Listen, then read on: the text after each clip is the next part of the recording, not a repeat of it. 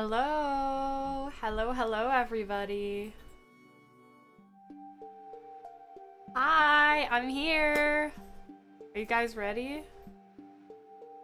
Oh, yeah, thank you. I'm glad to have you here. I very much love this series, so I wanted to, outside of me playing them, talk about it a little bit because I have a lot of opinions. So I was like, well, I might as well. I'm also hyped for the stream, to be fair. But yeah, I wanted to do some tier lists. I have a few lined up. I have 4 lined up right now. Depending on how long they take, I can also like gather some more. But yeah. That's what we're doing today. The first tier list. Oh, trust me. Trust me, I won't. The Kokichi rank. My bad, guys. I'm not gonna hide the fact. We'll get there when we get there, but I said when somebody asked me if I was a fan of Nagito in my last stream. Yes, I fuck with Nagito. So don't you worry your pretty little head, chat. It'll be okay. That was you! Oh my god, yeah, shit. Well, thank you so much for coming back, by the way. I do remember you. Yeah.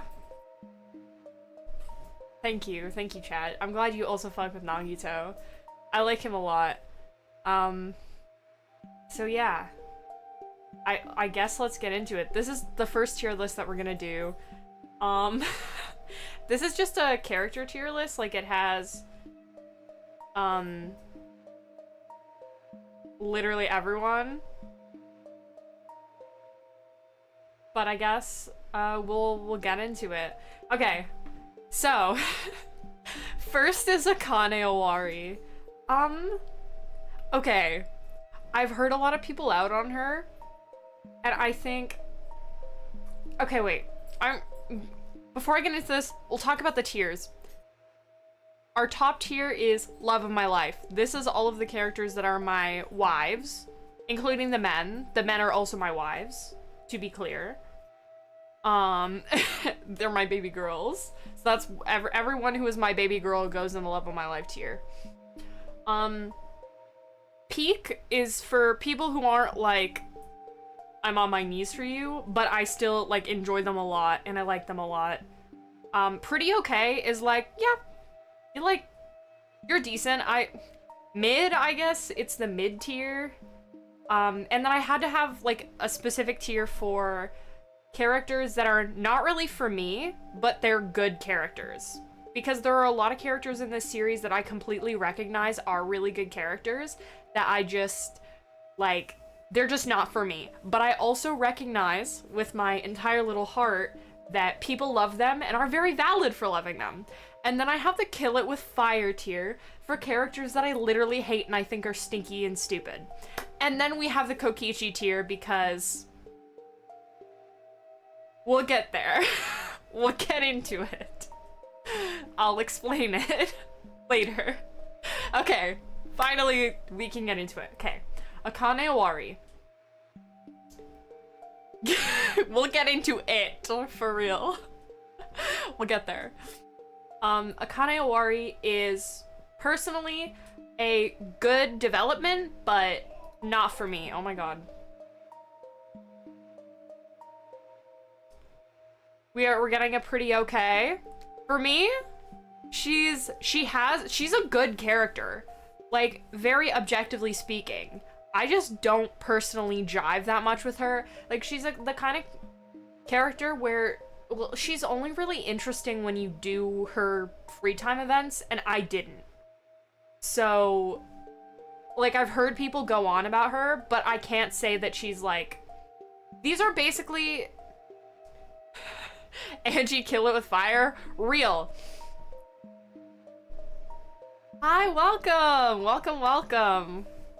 But yeah, Akane actually has some really cool, like, backstory in her free time events, and she was intended to be... hi, welcome! She was intended to be a rival character to Hajime in Danganronpa 2, but they didn't go that way with her. I honestly think that would have been really interesting if they did, and maybe I'd like her more, because I always like the rival characters a lot. If you've been here before, you would know. But, yeah. That's kind of how I feel about her. Yeah, good development, but not for me, and pretty okay are basically the same tier at this point. Okay, actually, that makes me think. Missed Opportunity makes me think that I need a tier for that. Oh, Lord.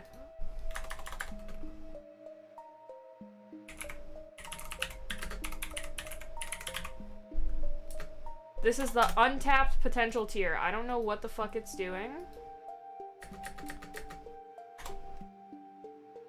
Not that, please. Okay. Okay, we're good. We have an untapped potential tier.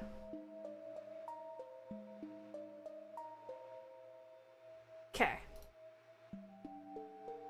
We're gonna need it. Oh boy, oh gosh, golly gee, are we gonna need this tier? What did you walk into? You walked into... I'm talking about how I feel about every single character in the entire Danganronpa series. That is what you walked into. Okay. Next is, Angie Yanaga. Kill It With Fire. She's just like, okay, as an artist, she's just like, it just makes me sad. Like, why?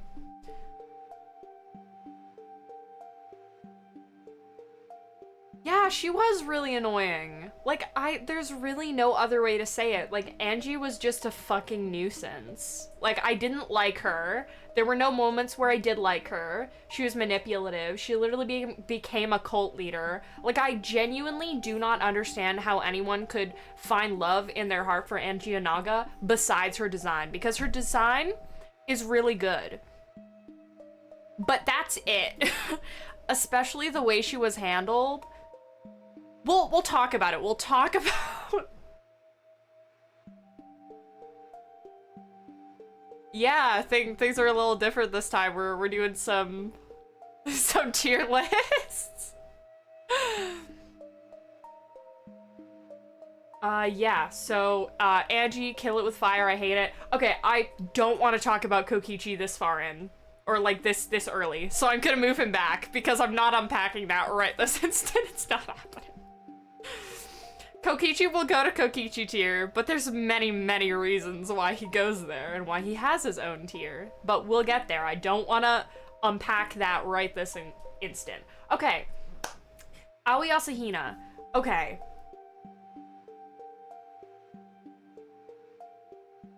I feel really complicated about her, to be honest. Especially after having very freshly done all of her free time events, because I've been doing some grinding in school mode. You have a feeling I don't like Kokichi? Just a hunch? Oh no, what gave you that idea? Me? Disliking Kokichi for many reasons? Never. Okay, I feel complicated about Aoi because I love her and she's a comfort character for me. But that's so real. Aoi, for real. I cry to a lot of songs, so I get you, man. Crying to playlist is real as hell. Okay, Aoi Asahina. I love you very much. Yeah, right? And also, if you've done her free time events, literally her last one is just her going, oh, she's just calling herself fat and stuff, and it's honestly really uncomfortable to go through.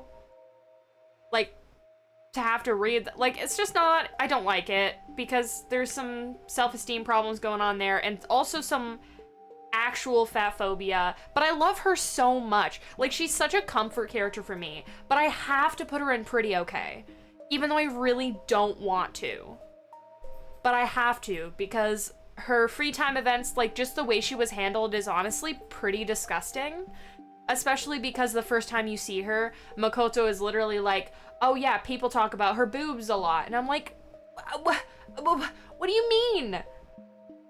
She's just like a sweet person, and I really like her thing with Sakura, and I don't like how the game handles her whatsoever. So I have to put her in pretty okay, but do know that I love her very dearly with my whole entire heart. I just don't think that she was handled that well. Okay, Byakuya Togami love of my life. I have a painting of him that I made on my wall. I'll get it again. I'll do it. This man, I love this guy. He's mine. Okay, point made. He is literally my my favorite character in this entire series. And that is just how it is.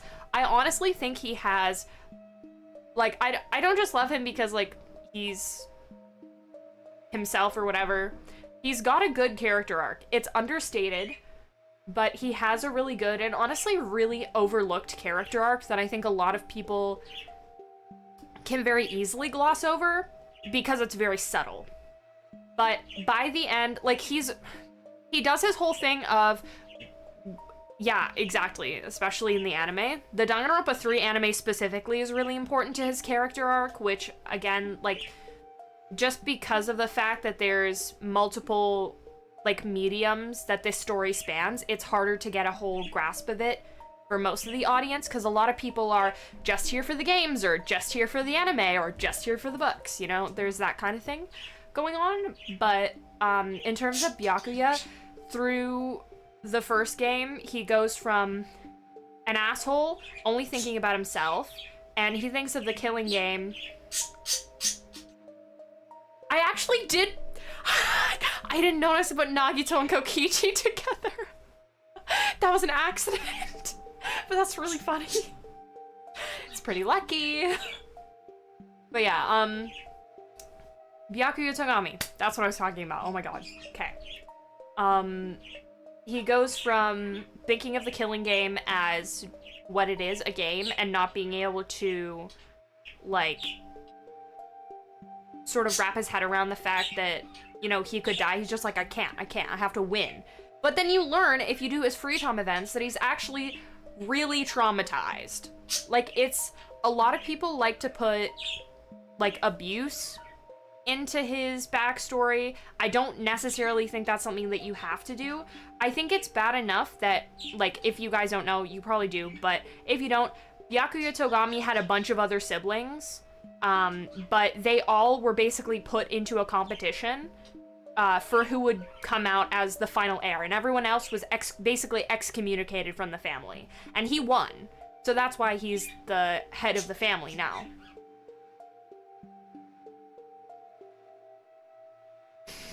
Oh my god, chat. Anyway. But yeah. Byakuya Togami has a really interesting backstory, and he's just an interesting guy with interesting motivations once you actually kind of dig into his character. And then you see at the end of Danganronpa 1, what ends up happening is he says, like, he does this little tsundere thing where he's like, oh well, if you guys need help, I guess I'll be there. But that's like, in Byakuya language, that's him saying, I care about you guys a lot, I'll be there for you no matter what happens. And that's really cute. And then, at the end of the Danganronpa 3 anime, he refers to everyone as his friends. And that is, like, peak character development. Like, you can't tell me it's not. Like, through everything we've seen him do, it's so subtle and such a little thing, but coming from him referring to the people he survived, the killing game with as his friends, finally, after so long, really just shows how far he's come and how much he's grown. And he just has a really lovely character arc that spans literally the whole series. Like, it keeps going, and the way that he helps Makoto in Danganronpa 2, and the way that he is, you know, his presence in Ultra Despair Girls. Like, his arc is very gradual and subtle, but it's there, and He's really important to me. Okay, tangent over. I love him very much. You guys get the point. Celestia Ludenberg. Okay.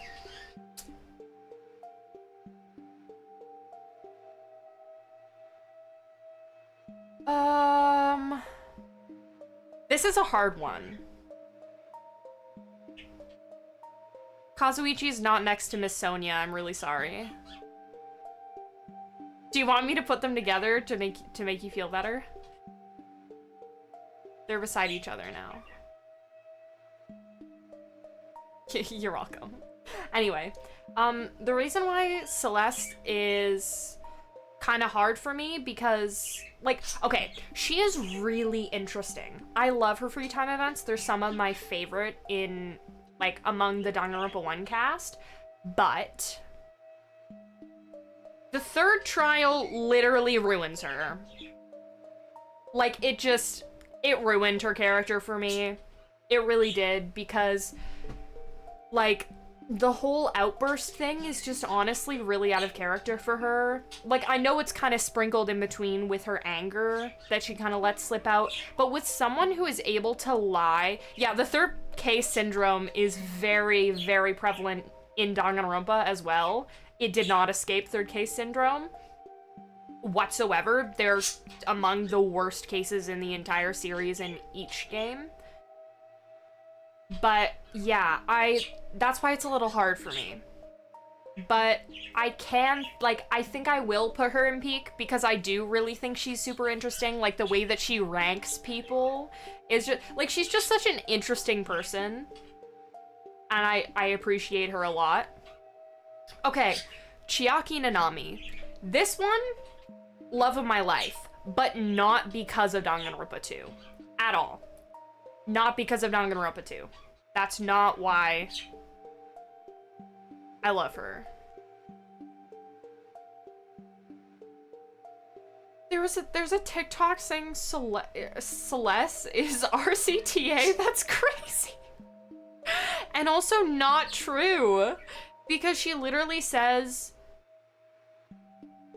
She says she's Japanese when Makoto asks. And she does say, she lies that her parents are, like, one is of German nobility or something like that, and one is some other from somewhere else in Europe.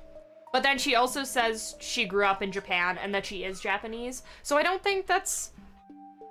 Okay, TikTok. This is why I don't have TikTok. I don't, and I won't, and that is why. Anyway, enough talking about that absolute insanity. In the Danganronpa 3 anime, which I watched, specifically the Despair arc, I watched a couple days ago, kind of in preparation for some stuff, including playing Danganronpa 1 for you guys, but not everything. I might have a surprise, but it's okay. Chiaki, makes me cry. She's a really good character. She just is. It's really fucking sad when she dies. That hurt a lot. I cried about it like 2 days ago, so it's very fresh in my brain. She's not that interesting in, Danganronpa 2, honestly. She's just kind of, like...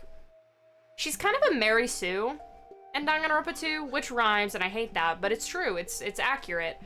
She doesn't have any flaws, and she doesn't really have a character arc she needs to go through, because she went through her development in the Danganronpa 3 anime. Before Danganronpa 2 even happens, she had her development. Exactly, right? And I agree that Chiaki is, like, in Danganronpa 2, honestly, I put her... no, okay. The emotional weight of the reveal about her being the traitor puts her in peak for me. Because that was also emotional, even without context from Danganronpa 3. Everything in Danganronpa 3 is bringing her up here for me. Not just because I love her very dearly, she's adorable, and she's just a comfort character for me, but also because everything that she does in Danganronpa 3, she just, like... she's really just, she's doing her best. Like, she's just trying. She's trying to bring everybody together. And she, like, literally goes through the development of learning that, like, her talent is not a hindrance to her, like, making friends and connecting with people, but it actually helps her, and then it ends up bringing everyone in Class 77B together, and that's really cute. So yeah, that's my stance on Chiaki. Okay, Chihiro. Oh boy, this one is, I feel complicated about. Because on one hand, I love Chihiro Fujisaki so much. Oh my god, there are no words for how much I just love this sweet bean. Please protect Chihiro. But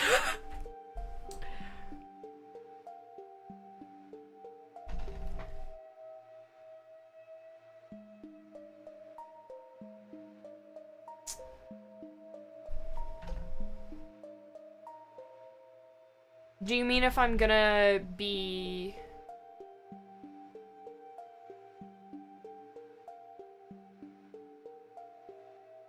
Yeah. Yeah, I know what you mean. Chihiro is... Again, I feel complicated about this. Yeah, him and his... Oh my god. Chihiro and, like, oh my god. Ah! I love them both. Anyway, not the point at all. I just went through, like, the 5 stages of grief. In, like, five seconds. Okay. The reason why I feel conflicted about Chihiro is because of the whole gender thing. Like, I don't really want to get into it, but I kind of have to get into it if we're gonna talk. Like, I would say, oh, it's not their fault, but it also is, like, a very integral part of, like, Chihiro's character arc, and it's just, I feel complicated about it because the way it was handled, like, everyone who's talked about this before, I'll say the same thing again. I didn't misunderstand shit. I know exactly what the intent of that entire reveal was supposed to be, and that Chihiro is not trans representation, and that is not the intention. But that's kind of what makes it really weird, to me, at least.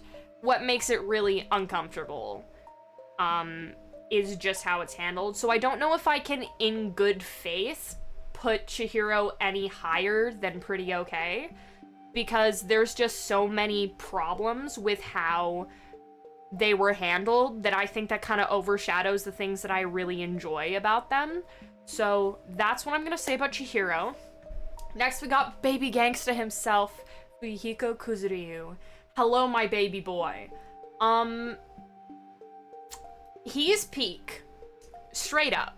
He's just peak. I don't know if my overwhelming love for him is love of my life levels, because those are really intense.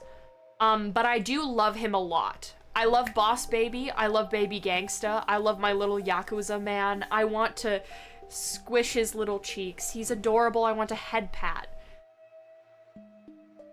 He is a really good character. Okay, I'm gonna put him in love of my life. He's a really good character. Okay, yeah. His development, his character arc, one of the best in the entire franchise. I cannot lie. It's really, really good. Just chef's kiss. Perfect. There's only really good things to say about him. Him and Peko, they're so cute! I love them, but we'll get into that later because I do have a ship tier list for after. So stick around. Do I think his arc is similar to Shuichi? I honestly, it kind of is. That's a really interesting way to look at it. He actually has a very similar character arc to Shuichi. Like, losing someone that you love and getting over guilt are two really kind of big parts of it. and like finding forgiveness. Like Fuyuhiko finds forgiveness both with himself and everyone else. Like is looking for their forgiveness, obviously. But Shuichi is more looking to kind of forgive himself because bro feels like a fraud. And like everything's his fucking fault, which is real, but also, babe, what are you doing? But anyway, that's a really cool way to think about it, and I never thought about it that way before, but yeah, I think they have very similar character arcs. Alright, going to Gokuhara. This one's an untapped potential for me. Do not 3 a.m. incident me, okay? Do you guys want a fun anecdote? So, my good friend in chat, a casual gamer, we played the games together, right? On Discord calls. And when it came around to it's chapter 4's case, right? It was getting to be about 3 a.m. and he asks me, like, or mentions something about how he knows Gonta is, like, Gonta dies, right? And then I say something along the lines of, oh yeah, I don't know, I don't remember it. I'm telling this story really bad. Okay, here's what it is. I am, ooh, ADHD. My brain is, I gotta like reboot for a moment, hold on. Let me gather my thoughts. All right. The story I was trying to tell, my friend Casual in chat, we're playing Danganronpa V3 on a Discord call. He mentioned something about, some video that he watched, and, like, someone made a comment or something, like, that, oh, this is fire, just like Gonta, or something like that, right? And he's like, oh, so, like, I assume Gonta dies, or, like, I know Gonta dies. And then I said, my dumbass, at 3 a.m., because I'm tired of I'm tired, and I'm not thinking straight, I just say without thinking, oh, huh, I don't remember there being any fire in Gonta's execution. And the problem with that was that my dear friend, Casual, had no idea that Gonta was executed being the killer, just that Gonta died and there was fire. And I spoiled it at 3 a.m. That's the 3 a.m. incident. I'm done with I'm done with that anecdote. We can move on. That is a thing that I did, and I have not been allowed to live it down. And the funniest part of it was, as you have pointed out, there was fire in that execution. I was just also being stupid and wrong. So, whoops, sorry. Yeah, Gundam Tanaka. Okay. This is gonna upset some people.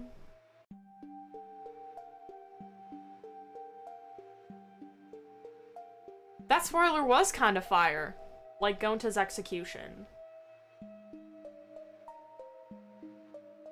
Hell yeah, oh my.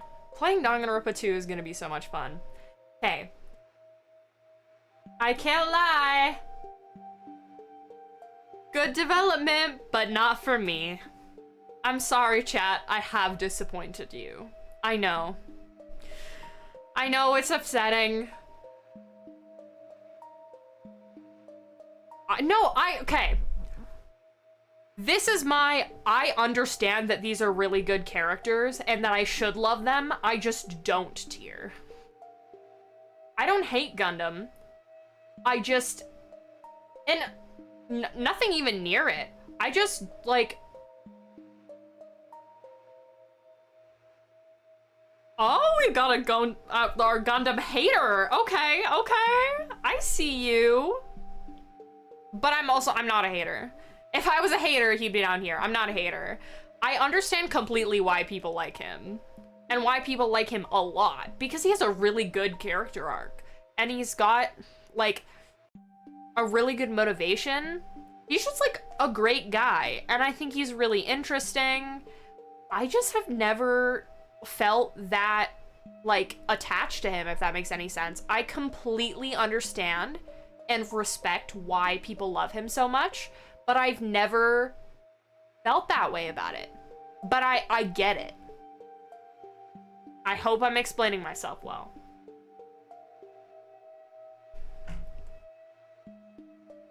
He's a great character, and I completely understand why you guys love him so much. I just don't feel that emotionally connected to him.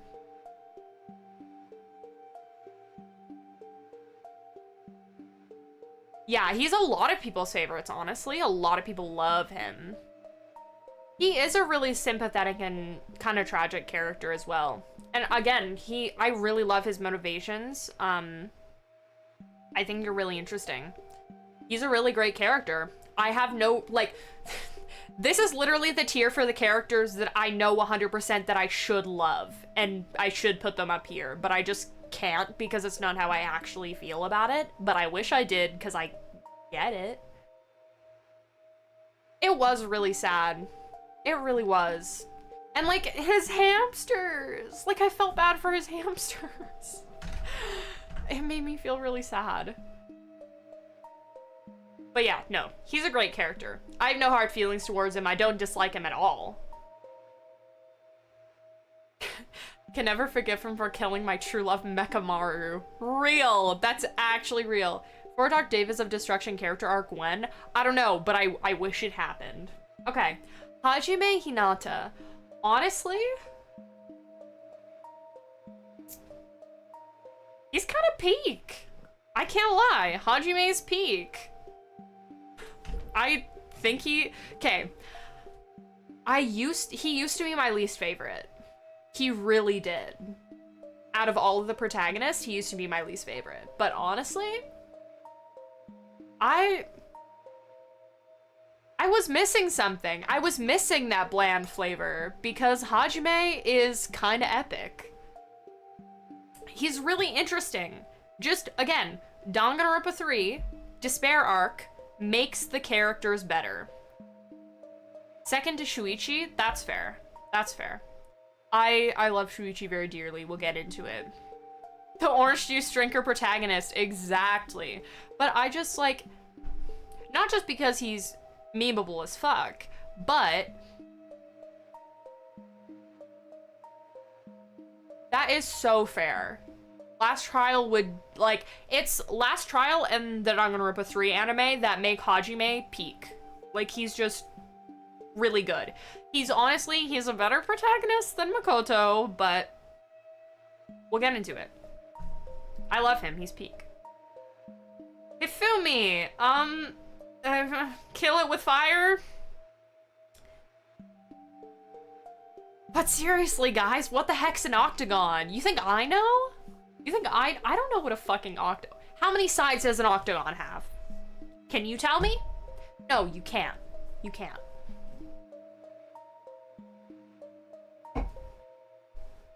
Anyway. Hifumi. As I was talking about before, I don't know what an octagon is, guys. Stop asking me.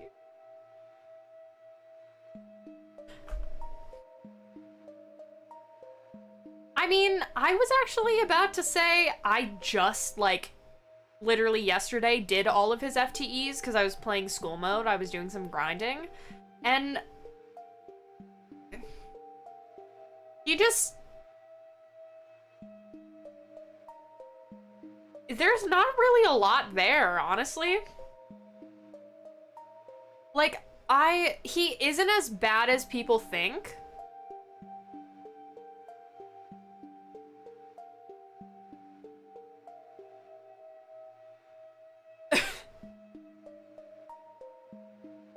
Yeah, he did. But it's just like there isn't a lot... Like, he's not a bad guy. And I honestly think he is the least egregious of the perv characters in this entire series. And that goes for everyone, including the guy that we'll get into from Danganronpa Zero. We'll get into him. Kamishiro. You despise Hifumi for killing Taka. Real! But yeah, I don't know. Doing his free time events just made me realize that besides the creep thing, like, he's literally just, oh yeah, I make niche anime references, the character, and he's just, like, Hifumi's just really one-dimensional. Like, really. He's really bland. And it's just kind of baffling. Like, there's not a lot going on. Like, his entire, I guess, character arc over his FTEs. Yeah, he is honestly really interesting comic relief, and when he's used well, he is used well. And he's got a good design. And he's pretty funny. I just, like, his character arc is to write original stories instead of fan fiction. That's his character arc, in his FTEs, which is kind of hilarious. Which is why I'm putting him there. I don't dislike him for the same reasons I do for...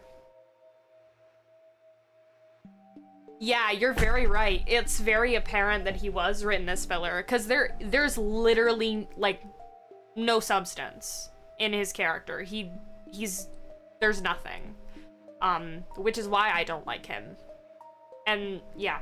Anyway.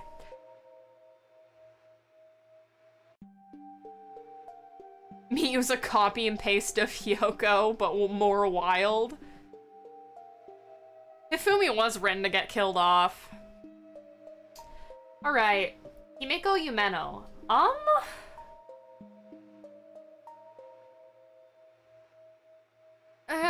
Pretty okay.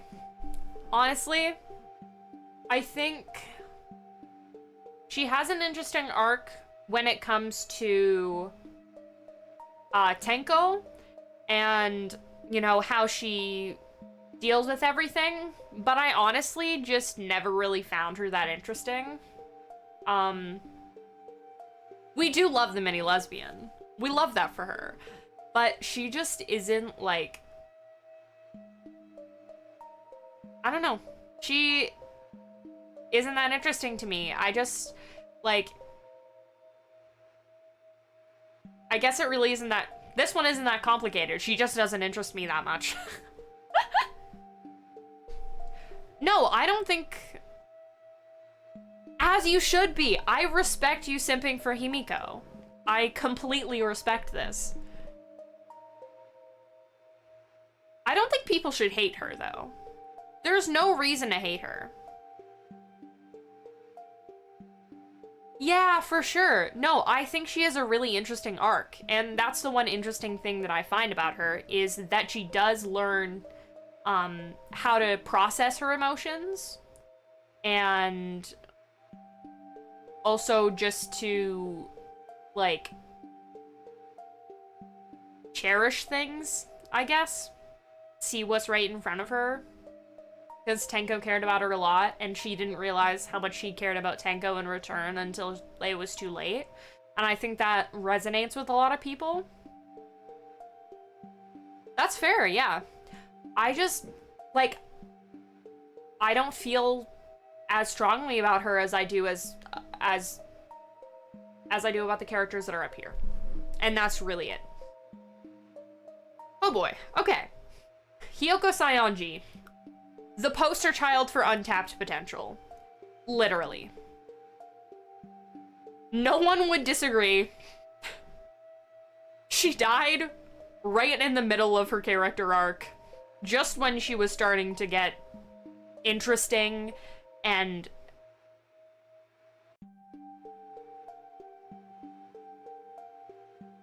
I think it's weird that people hate Himiko. I don't hate her either.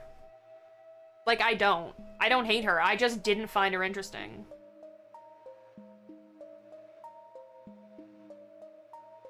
Yoko should have lasted longer, exactly. She was purely for the third case curse killed, yeah. Which is really insane. I liked her a lot, actually, because guys, can you tell? I love the mean characters, like the Soon characters. If you're Soon today, I probably love you, and you're probably one of my favorites. Exactly, like, it's... The thing about that, though, is when I think about it, I can't think of who I would have rather die in her place. I think the people who died and when they died was handled really well in, honestly, both Danganronpa 1 and 2.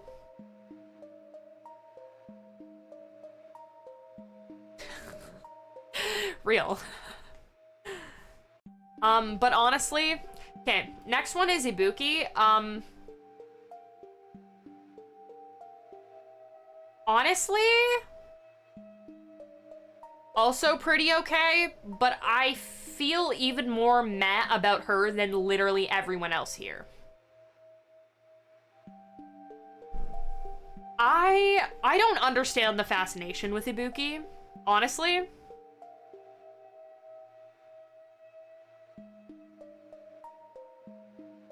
Preach. Listen to Ibuki's music. Yeah, I don't understand the fascination with Ibuki, personally. She's got a great design. I think she's pretty. Hi, welcome. And that's about it. Like, she's there for comic relief, but she doesn't really do anything. And I guess that isn't really important, but that's really why I don't like her, because she doesn't really serve her purpose. I can't lie.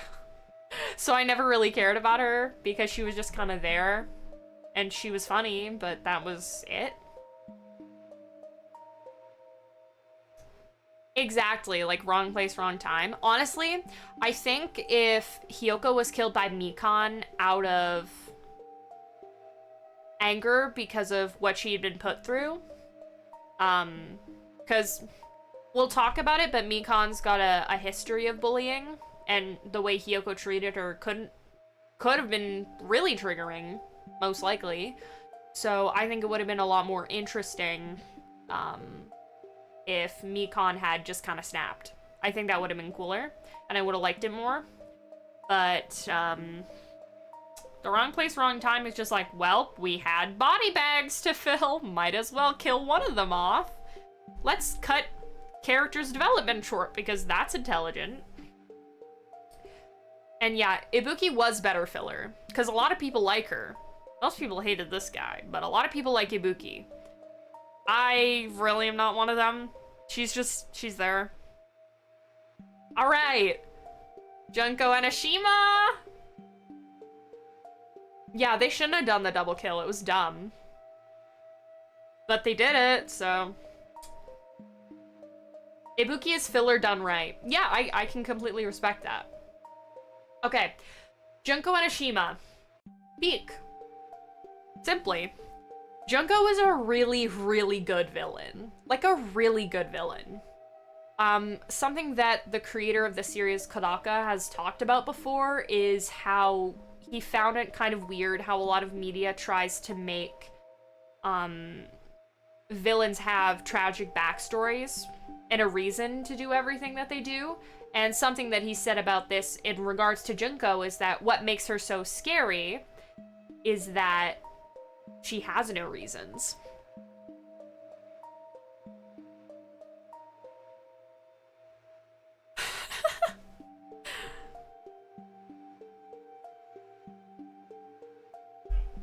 Yeah, Junko is everywhere, chat. But yeah, Junko and Ashima's really interesting. Super interesting. She's a great villain. I hate that she had a William Afton moment in Danganronpa 2, but I can hate that as much as I want. It's not gonna change it. Yep, that is a thing that they tried to do. Also, can we talk about the fact that tons of Junkos, yeah, in society, people hiding in plain sight pretending to be normal but are actually really, really messed up? You'd be right.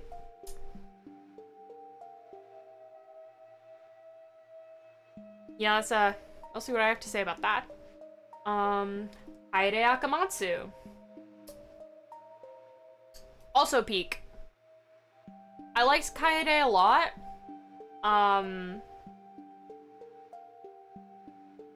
That execution, man. Like, that's... I can't lie, the conclusion of that trial is the reason why she means so much to me. I can't listen to the song Clear to Lune without crying anymore. Like, it's bad. She's honestly a comfort character to me.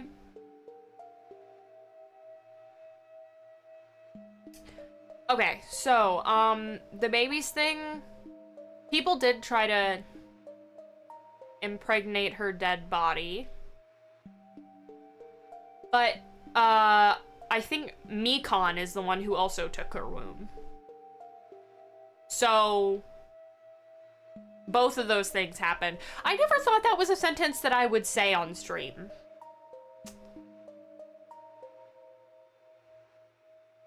Exactly. It would have been perfect if there wasn't the Monokub intervention, for sure. But, yeah.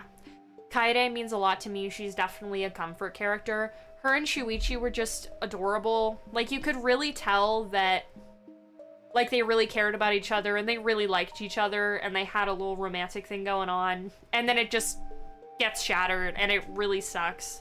But yeah, I love her. Kaito Momota.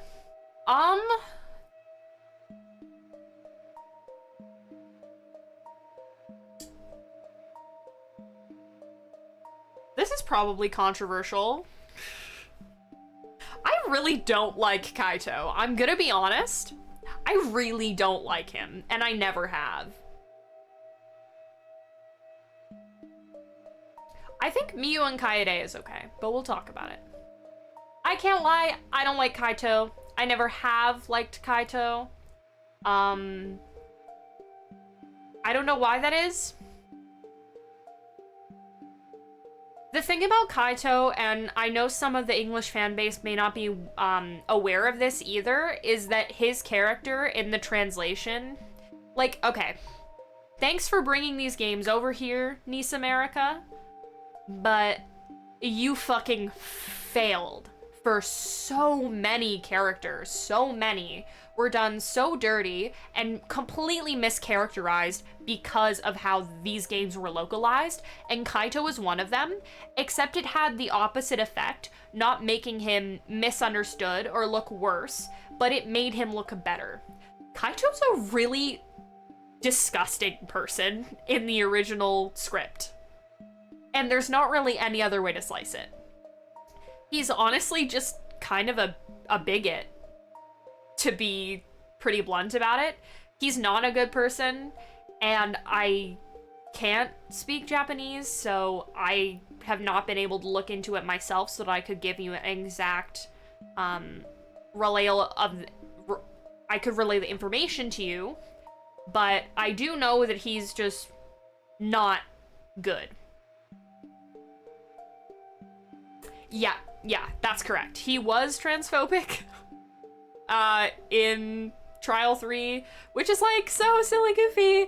And he's also, I'm quite sure he doesn't treat women that well, and it's just, it's a mess.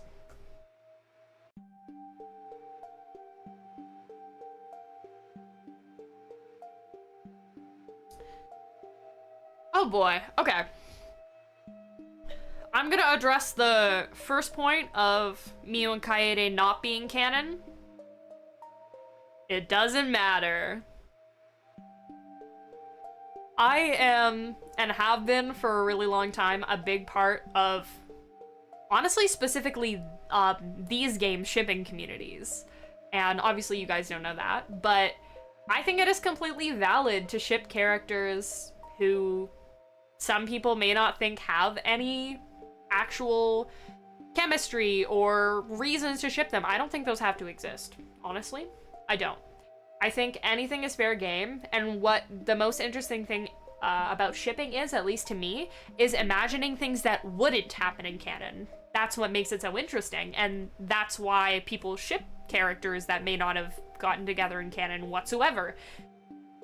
And that's why, you know, the whole enemies to lovers thing is a thing, because people find it really interesting to take dynamics and flip them on their head. So. Yeah.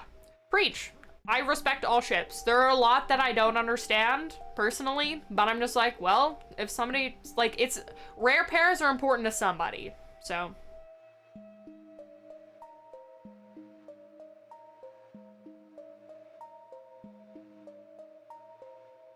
I don't get your ships personally, and I don't ship them, but you can, and I, like, it's none of my business. I respect it. You gotta do what you gotta do. I respect rare pairs. Because we've all been there, honestly. We've all had a rare pair before and then cried about it. Alright.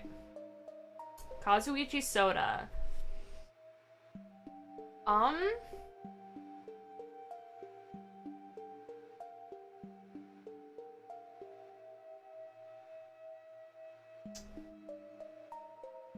I need another tier, honestly.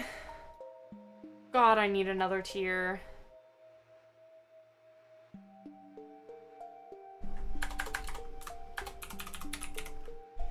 Okay, I'm moving Kaito and Ibuki down here. For real?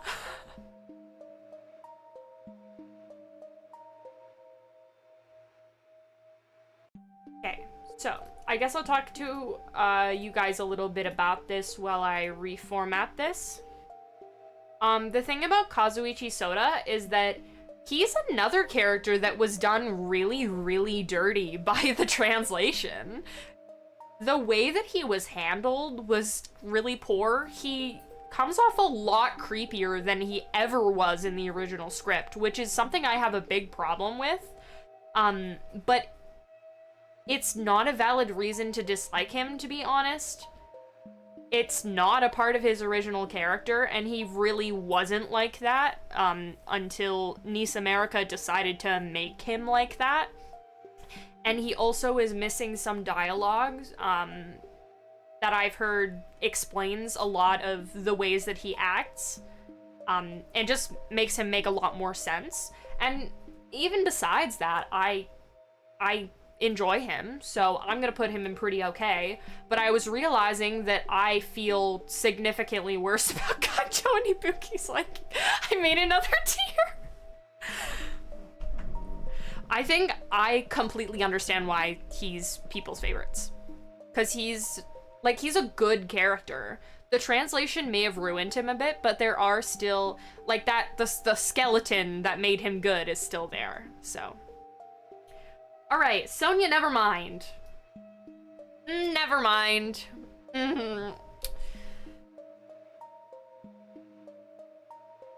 Yeah, I knew people shipped Mukuro and Junko. Thank you for reminding me of that. Oh boy. Oh, I've got some protests. Okay, some of these, okay. I guess I just gotta come out and say this.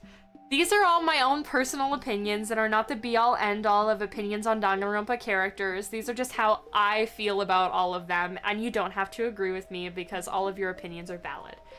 I never found Sonya interesting. I found her really boring and I didn't like her and blah blah blah. And I get people really like her. And I also think she's funny. Like, when she said, I've done some questionable things in front of those cameras, that was hilarious. I laughed. I just didn't really find her interesting. I wasn't really connected to her. There are a lot of characters in this series, especially the cast of Danganronpa 2, that I just didn't connect with in the same way a lot of people did, including Gundam and Sonya and Ibuki and more to come. I honestly just, like, I didn't connect with a lot of the characters from Danganronpa 2 in the same way that the whole fandom has, honestly. And I didn't do her FTEs, which could be part of it, right? Because I don't know much about her, and I never really... The game...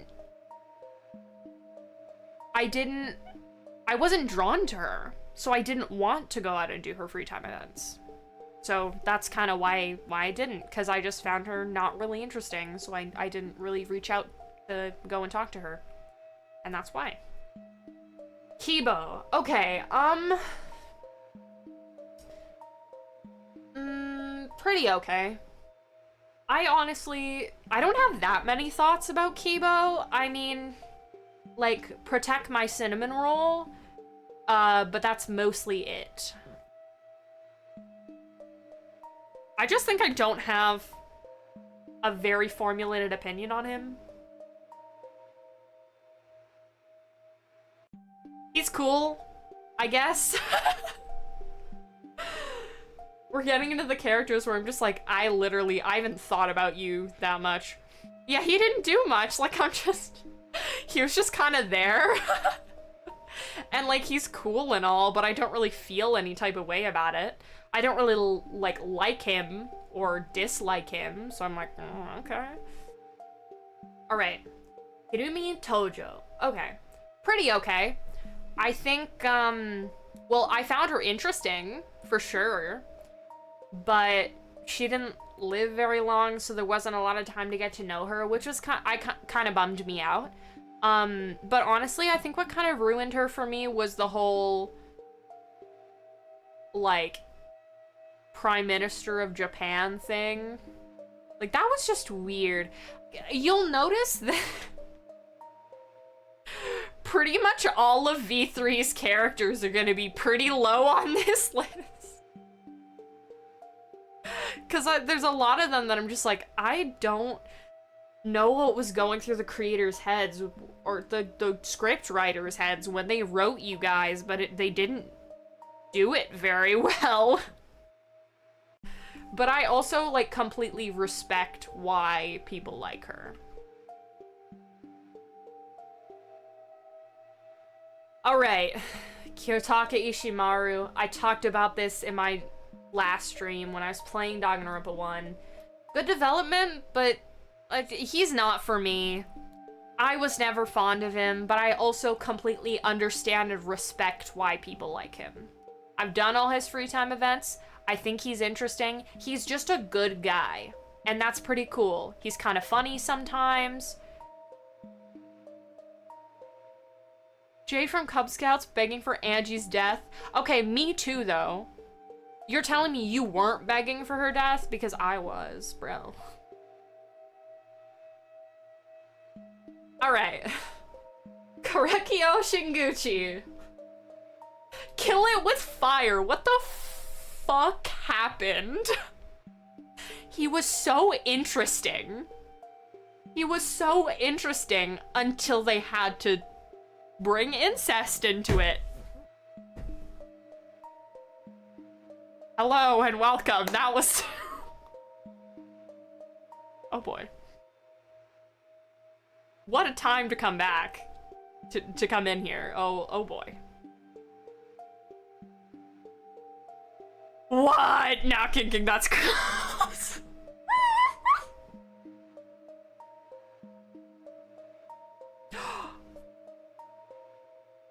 We'll talk about Kyoko in a sec.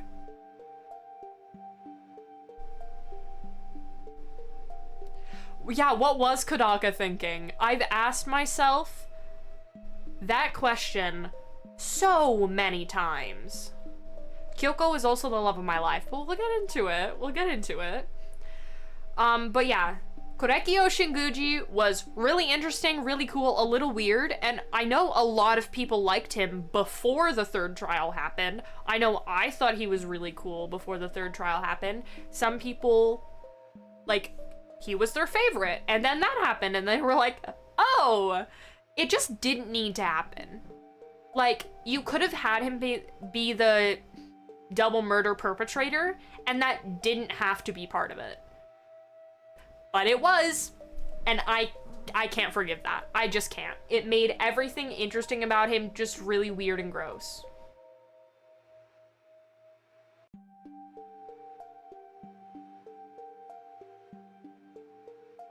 Really? People defend him? Because I don't really... Like, I understand the standpoint that, like, obviously it wasn't his fault.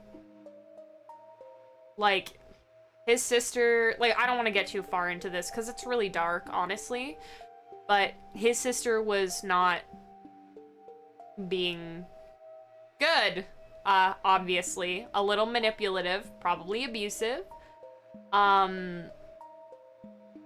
And I don't think that means it's his fault, but I just think that it was a weird writing choice and also a really, really bad way to depict something like that. The creators have done this before, and they probably will do it again. But enough about that. Kyoko Kirigiri is the love of my life. I love Kyoko very dearly. She is my wife. She's just so interesting. Like, she's got a beautiful, striking design, really good design, one of my favorites in the first game. And she's a really interesting character. She gets you intrigued from the first conversation you have with her. And still waiting for Danganronpa 4. Not gonna happen. Honestly, V3 shouldn't have happened.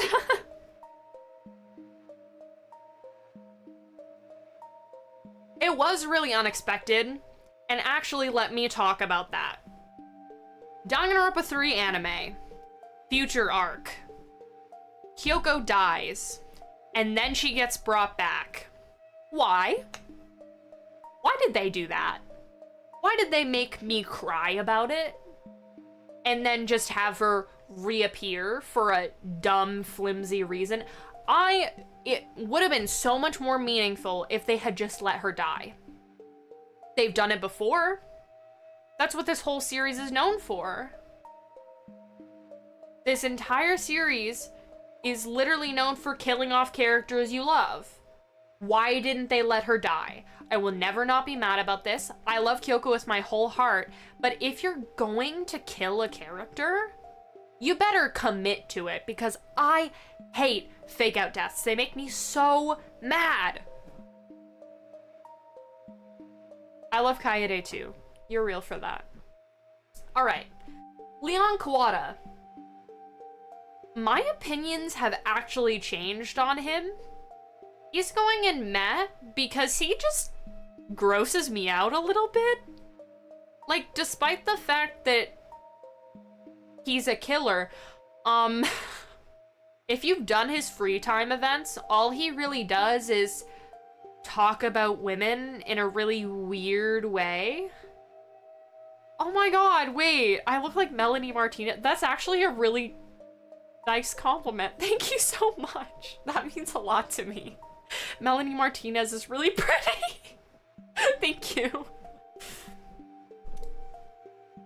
Exactly.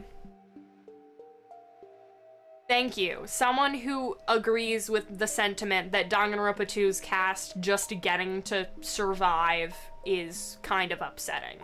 Especially because there was a killing game in this series that had real consequences and real deaths in the first game. Now think about the people who survived the first game, watch the second game's killing game, and then everyone just gets off scot-free. And they're the remnants of despair. What? Like, that's actually bonkers. Genuinely bonkers.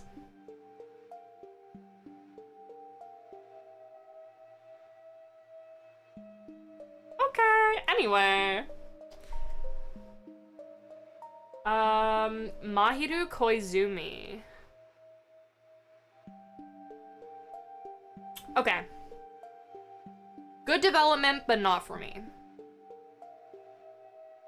I wish I felt more love for her, and she's really interesting, and she has a really interesting backstory, but I just, like,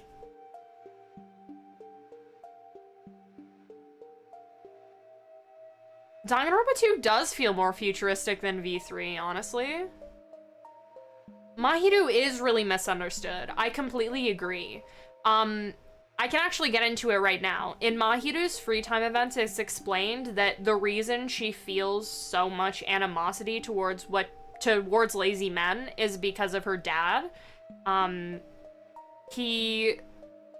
I'm pretty sure her mom died or something like that, but, or wasn't in the picture. I'm fuzzy on the details. But essentially, Mahiru had to be the sole caretaker for her father, and she had to do everything. He wouldn't lift a finger.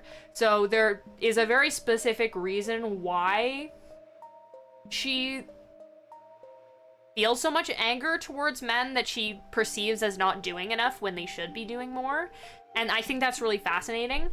I think in that sense, she's about as misunderstood as Tenko Tabashira in the whole hating men thing. Like, they have reasons. But yeah. I never felt that attached to her, but I also completely understand why people are attached to her. Alright. Maki Harukawa, love of my life. I love her so much. There are no words. Oh my god. I love you, Maki. She's just great. Like, I just love her. She's interesting, she's adorable, she's got a great design.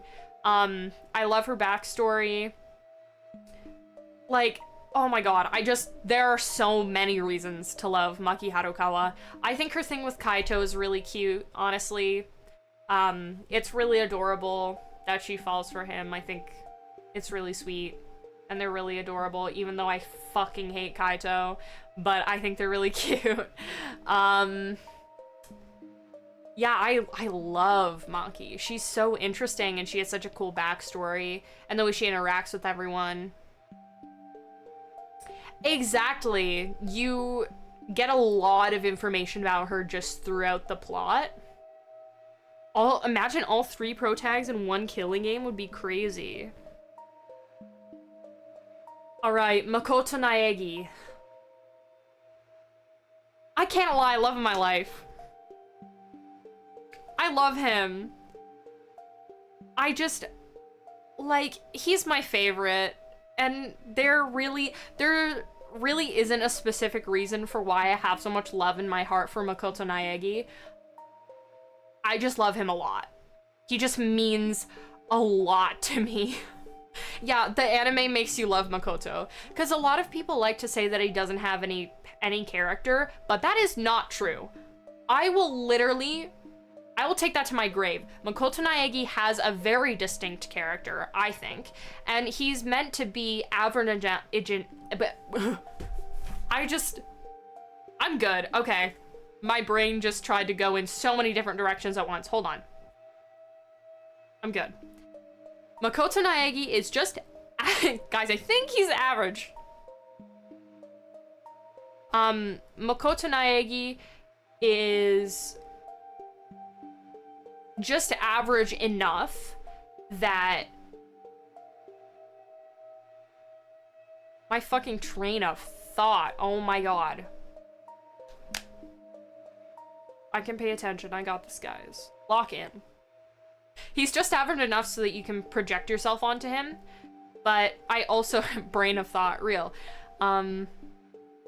But he also has like a very distinct character, and I think his luck is really interesting too.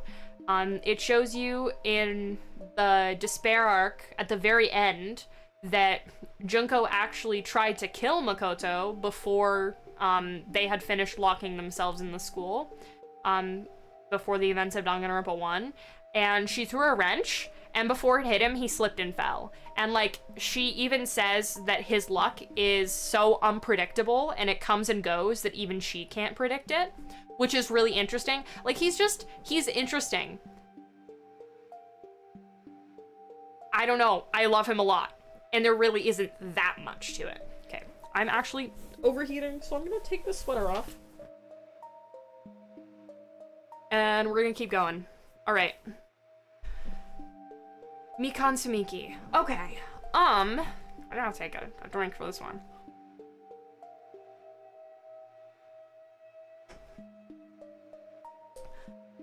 Oh, Mikan. Okay.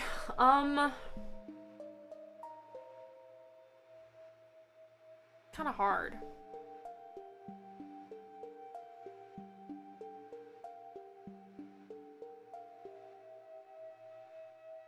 I think I'm gonna put her in pretty okay. Honestly, it's complicated because I actually think Mikan is really interesting. And I really want to like her a lot. There's just some things that are kind of stopping me. I think part of it is how she's handled in the third case of Danganronpa 2, for sure. It's a bad case, straight up, but her motive is really, really weak. And though I do find it really interesting, like, I find Despair Mikan really interesting, there's just something about how her character is handled that makes me really uncomfortable. Yeah, thank you so much for popping in. No worries. Yeah, it is very much implied that she's gone through a lot of bullying, a lot of it being, like, sexual in nature, which kind of causes her to search for that kind of attention, which is very normal, but just the way that she's kind of characterized and the way that it's handled. What was the weapon used for Hyoko again? It was... oh shit, I don't even remember. God, I haven't played Danganronpa 2 in so long. Exactly, right? Like, it's all played... her trauma is played for a gag.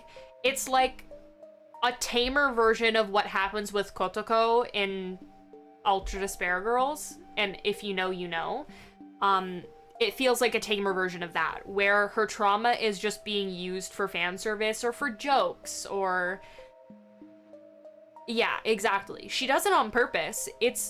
Which is, hypersexuality is a very common response to that kind of trauma. That is a very real thing, but the specific way that the game handles it makes me really uncomfortable and feels wrong to me. So that's why I can't say that I love her. But I do think that it's really interesting, her infatuation with Junko Enoshima. I think that is really, really interesting to me. Because it's a little different than how everyone else feels, because everyone else, obviously, Danganronpa 3 Despair Arc is... oh god. We'll get there, fuck. But...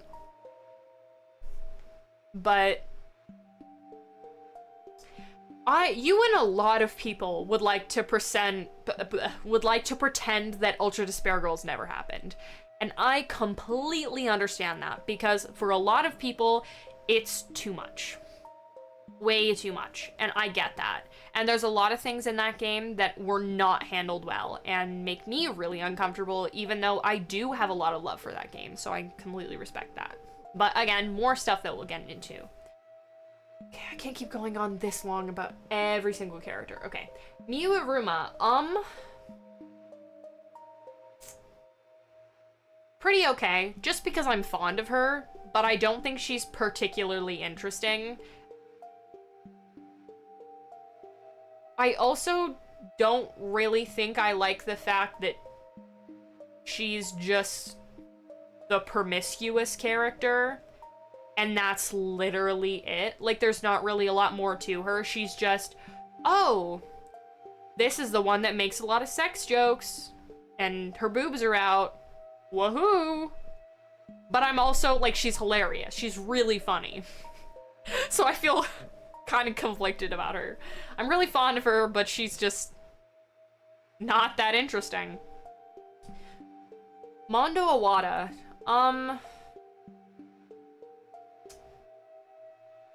Pretty okay, honestly. I don't really feel this way or that way about him. He means less to me than he does to most people, as I've noticed. But I don't know. I guess I just don't really have a lot of formulated opinions on him. He's okay. I don't particularly like or dislike him. You're eating Mondo butter right now in chat, real.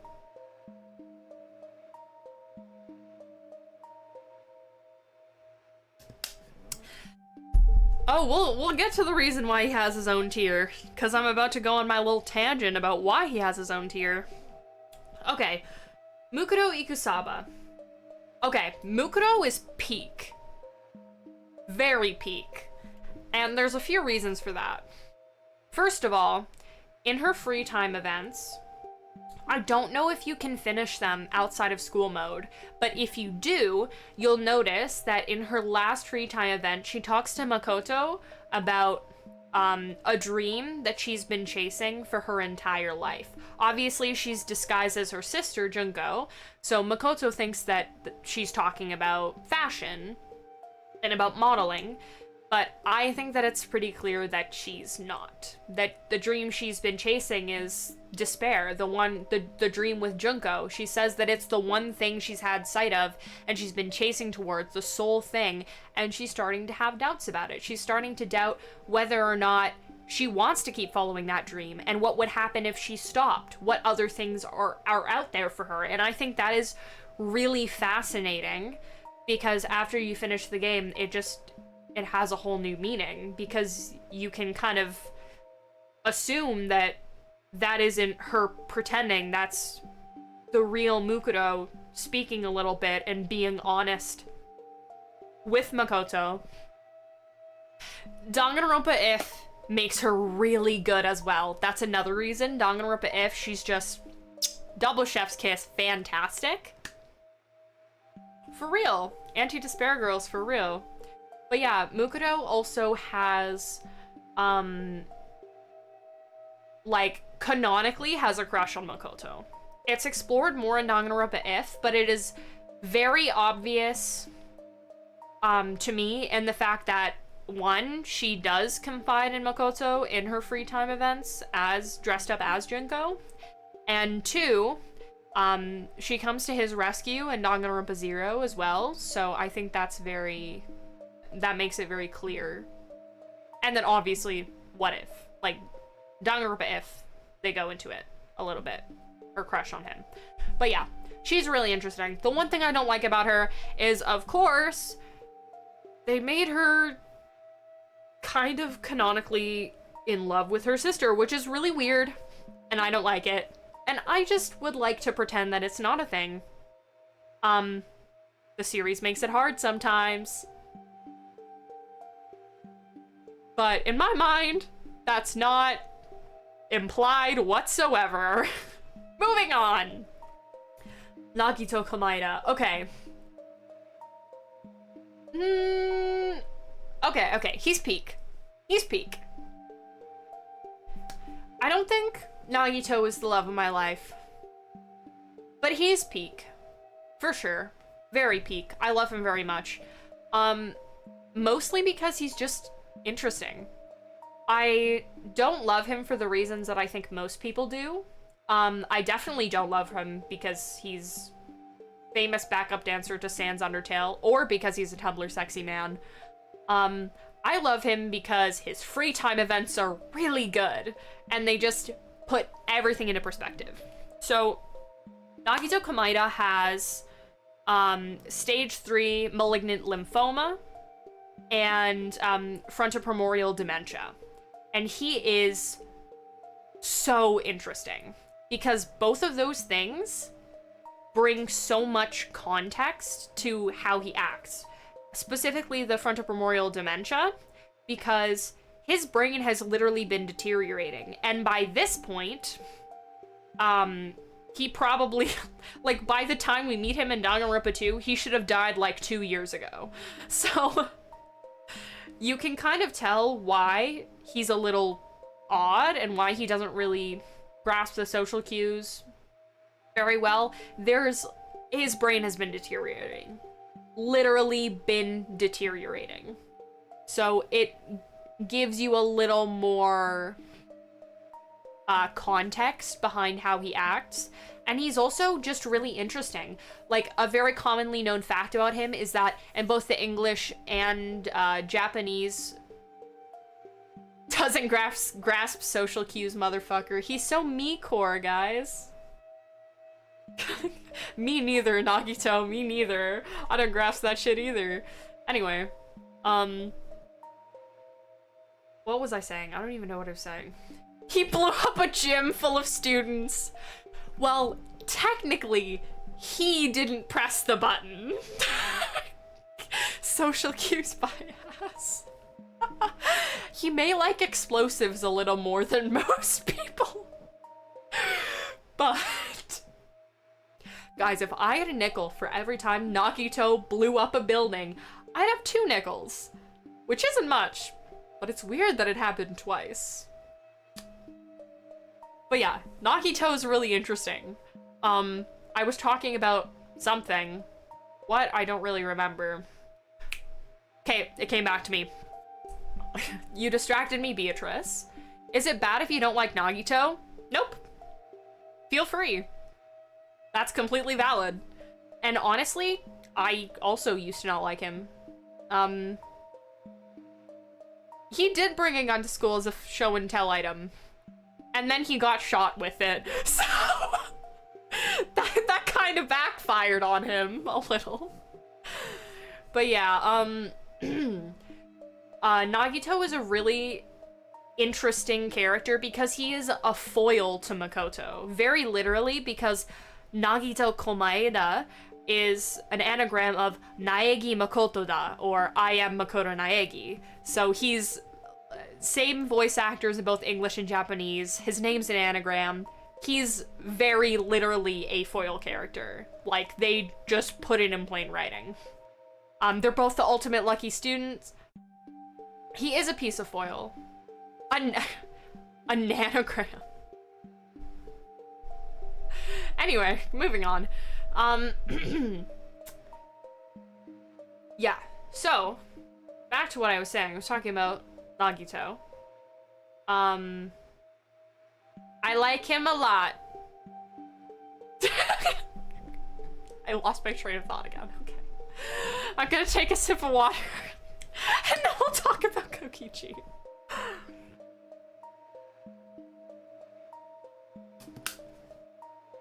Now I'm hydrated. It's time to get into it. Kokichi Oma is the single worst written character in the history of this entire series.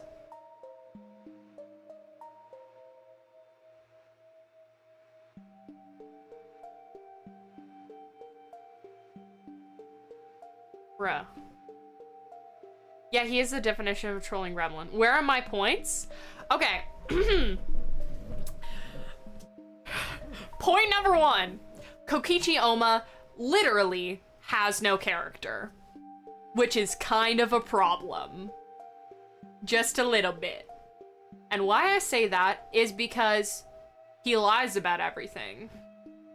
And because he lies about everything, presumably also lies about lying, he doesn't really have a personality or a character anywhere to be seen. Literally, his entire character is, it's a lie! And that's it. That's literally it. He doesn't even have a backstory. Well, he barely has a backstory. We don't even learn it straight from the horse's mouth. We learn it from a video. He's literally, like, a cardboard cutout, the character. It's ludicrous. There's literally no substance because we don't know whether or not he's ever telling the truth. We don't know what's a lie and what's the truth. Like, he has no character. It isn't there. It just simply isn't there because if we never know whether he's lying or not, what if he's always lying? And we never even know if he's always lying, so there is no concrete character or personality that we can ascribe to Kokichi Oma, and that is shit writing.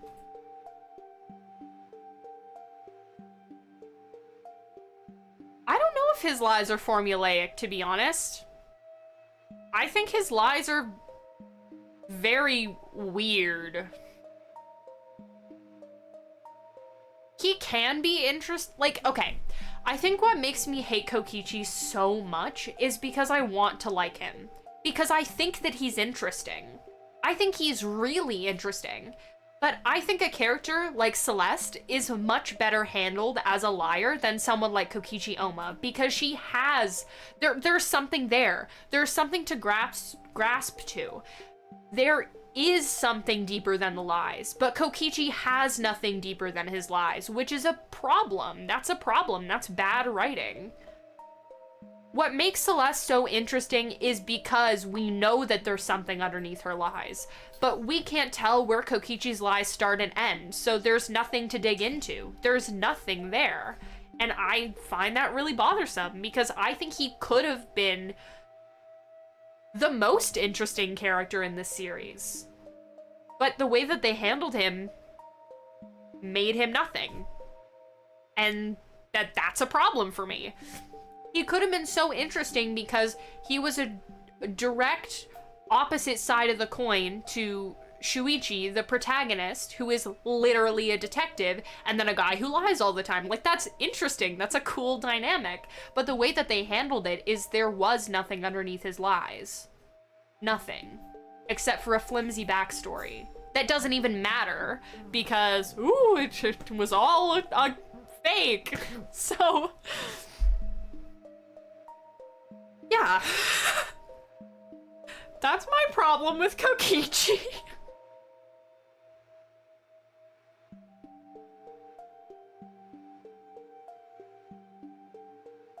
Yeah, I understand where you're coming from, but ushering players to really pay attention only really makes any sense to me if there's something to pay attention to, but Kokichi doesn't have anything to pay attention to. We don't know when he's lying and when he's not, and we never really find out any true details about him, so what makes mysteries so interesting is that you can unravel them. But with Kokichi, when you unravel the mystery, you still don't find anything, because there was no mystery to unravel. His existence is the mystery itself. There's nothing beneath it, which I think is really poor writing. I don't think that's a good choice, and I don't think that makes him a good character. There are some people who will say that Kokichi Oma is the best written character in this series, and to that I say, where is the character? Where is it? Because I haven't found it. I genuinely haven't. I don't think that in the 3 or 4 times that I've played Danganronpa V3, I have found out anything conclusive about Kokichi Oma. And I think that's a problem. I think that's a problem. Because if all he's ever gonna be is a liar, and we never know when he's lying and when he's not, unlike a character like Celeste, who I think is what Kokichi could have been, and a way to handle a character like Kokichi in the correct way, he just... literally, like, none of it means anything, because he's probably just lying all the time, so why should we pay attention to him? It just, like, it gets me into a circle of getting really angry, because it's just... I mean, I have no problem with Kokichi on a moral level, because, honestly, like... those are the least of my worries, to be honest. And we don't even really know what he thinks morally anyway. I mean, it's all really unclear. And we don't really know what his goal is. He seems to just lie kind of needlessly. Like, there's a lot of things that he lied about that are just like, literally, what reason did you have to lie about that?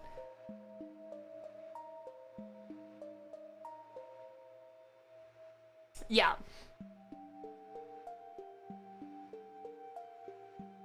Yeah, he hates killing and wants to end the game. That's it. And because he's built himself up as a self-proclaimed liar, I'm not inclined to believe him about that. And I don't think that makes him interesting. I think that makes him underwhelming. Because for me, when you set up a character like that, I want to know more. But when you literally give me nothing, that just makes me wonder why make him interesting in the first place if you're just gonna leave everything hollow. Like, there's a point to which not revealing details kind of becomes an issue. And I guess where I'm gonna go with this is think about the Five Nights at Freddy's series. There's a point to which keeping information from the viewers becomes an issue because then things get really messy and things start making no sense and things become really hollow and there's a bunch of pieces missing. That's what the Five Nights at Freddy's series did. withheld a lot of information from the viewer just for people to fill in the blanks. But that can kind of create a problem, because when there are too many blanks to be filled in, it's just kind of a free-for-all. And I think that's kind of what's happening with Kokichi, because everyone in the fandom has pulled away their own interpretation of him.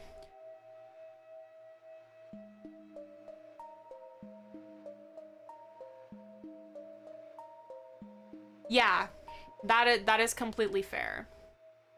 But yeah, those are my extensive and complicated feelings on Kokichi Oma.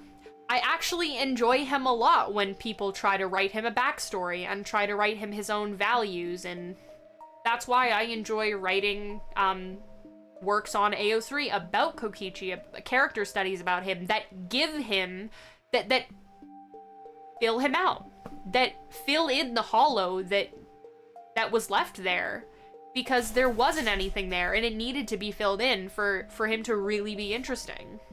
So I like when people try to fill in the gaps and try to give me something that really does make him interesting and gives him a character, his motivation, his worldview, why he is the way he is, you know?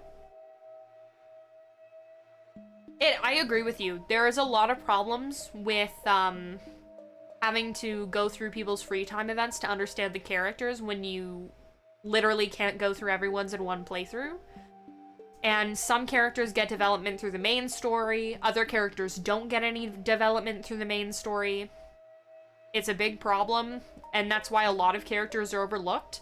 I think Kokichi is an exception to this, because I've done all of his free time events more than once, and all he does is just lie to you. You don't learn a thing. You don't learn a thing about him, because you don't know if he's telling the truth. So you don't know if what he's telling you is important.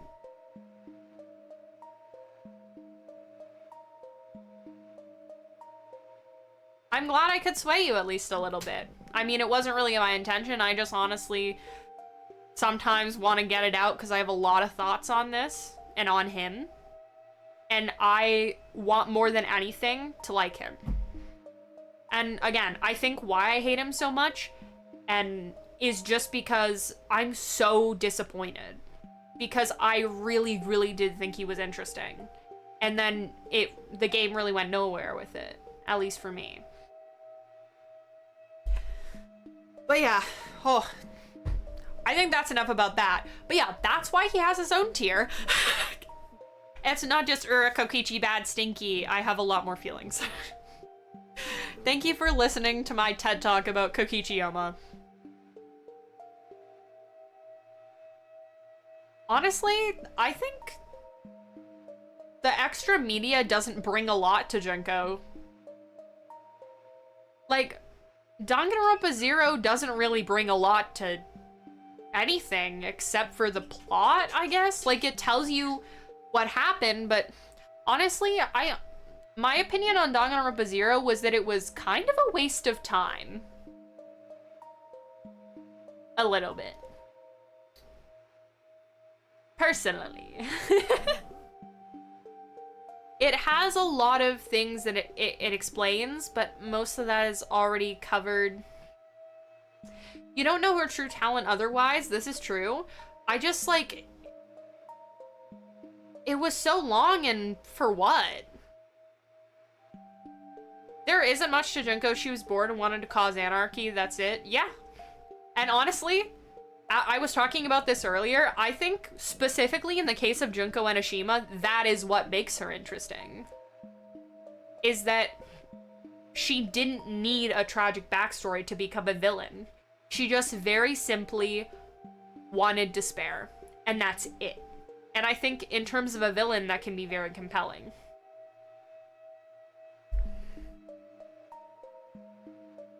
Alright.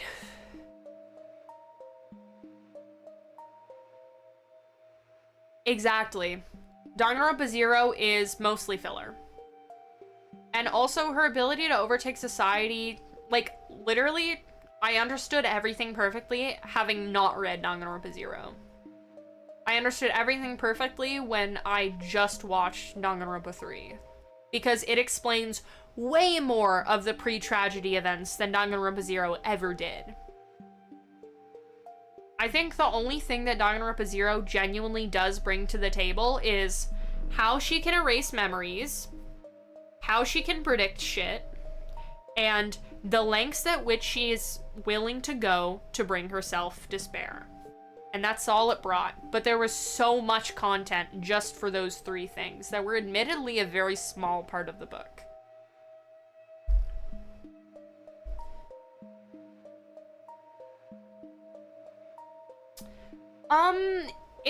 I don't think it explains her talent, but it's definitely mentioned that she literally planned everything.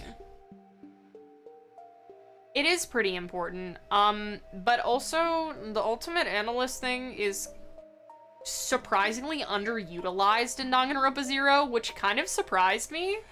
It really isn't brought up nearly as much as I would have thought for such, like, for an important character detail, but I just, like, it was weird. They didn't bring it up very often, and I was like, huh?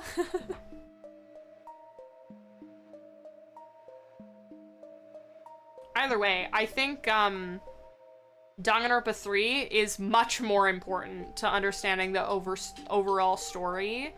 Danganronpa Zero really just tells you more about Junko.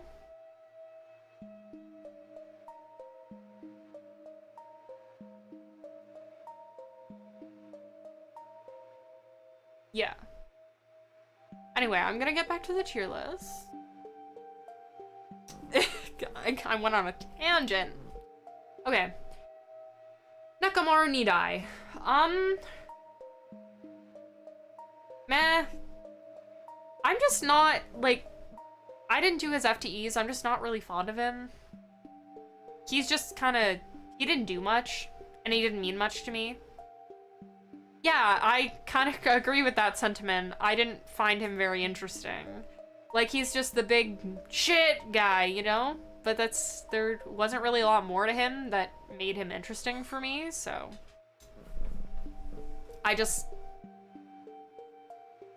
Okay, yeah.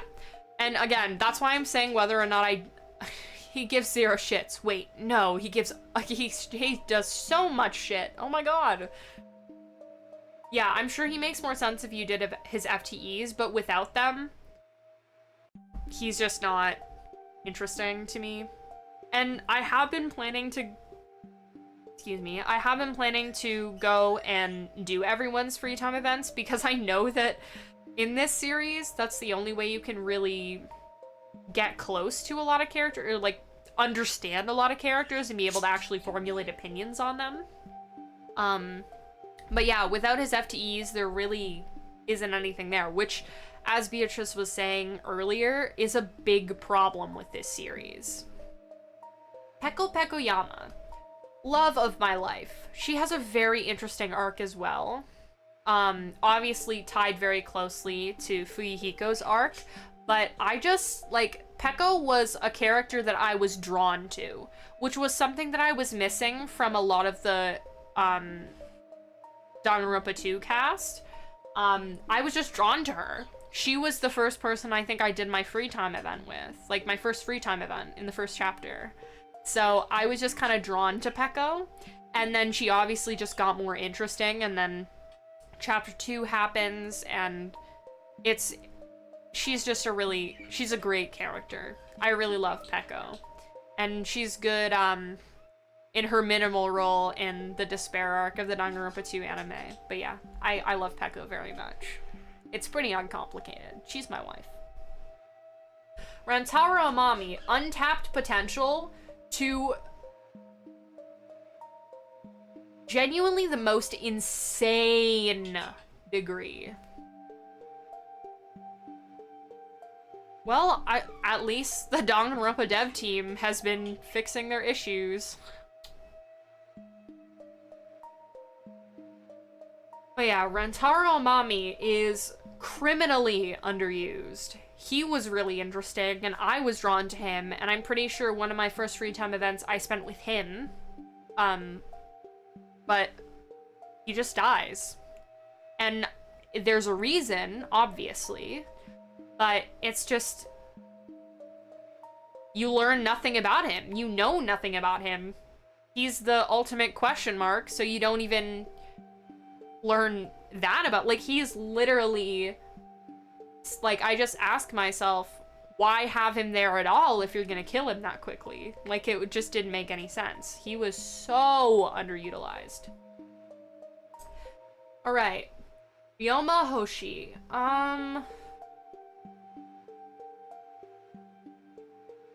Honestly, meh. Like, I wish I found him more interesting, but I just kind of didn't. Untapped potential. Honestly, I kind of agree.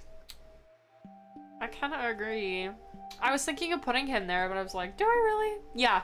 Yeah, I think that completely.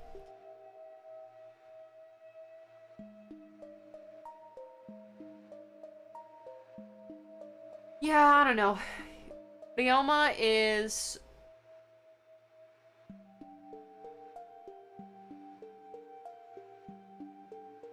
he could have had a cool character arc. But then he got murdered. What's new? I also hate his design. But he's kind of interesting. Like, the whole prison thing I think is kind of cool, but... yeah, exactly. He had an arc underway, but it ended way too soon because he just got murdered. Sakura Ogami. Oh my god. Peak? Literally? I love her. She's great. She really is. I think something that will always stick with me is what Kyoko says about her after the 5th trial. And I'll paraphrase, but she is the horseman of the peak tier by default. I will never understand Sakura haters either. She's a good character. But yeah, what Kyoko says about her after the 5th trial concludes is that the reason she was able to do what she did was because of her limitless strength, not despite it. Not in spite of it. Did I say that? Whatever. You guys know what I mean. Sometimes I can't words, but I'm saying Kyoko says that she did it because she was really, really fucking strong, not because she was weak. And that's on period. I love Sakura. Sayaka Maizono.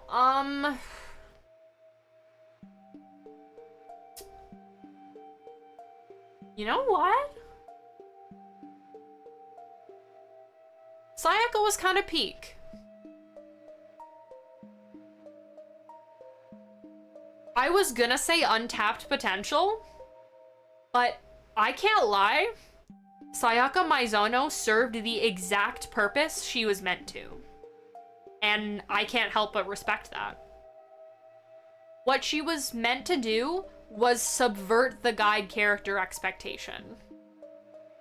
Because in games like these, when you have a character that gets so close to you, you expect them to survive, and then the game subverts it by having her be the first one to die. Sayaka serves her purpose. I would say that I would have liked to see more of her, but Sayaka serves her exact purpose. I mean, I honestly don't think she's boring. I think she has a lot of really interesting... well, it's cliche, yeah, but does it matter? Sayaka's a really well-done character. She served the exact purpose that she had to, and I respect the shit out of that. She also has some really interesting, to be fair, loose ends about her backstory that make her a little bit more interesting and make you want to know more. Like, exactly. Yeah. I understand wishing that they were more fleshed out, but the insinuation and then it getting cut off by her death, I think makes it really interesting. And it's also a small, little indicator that something bad's gonna happen. She's gonna be involved. Well, that's fair, but I'm more speaking of, like, when this game came out, it was a subversion, which I think means she served her purpose. I think she did everything that she was meant to. I think she's a little overhated, personally. Like, I made the snake joke on my stream last time, but I really do think that she's a good character and that she did exactly what she had to for this series. All right.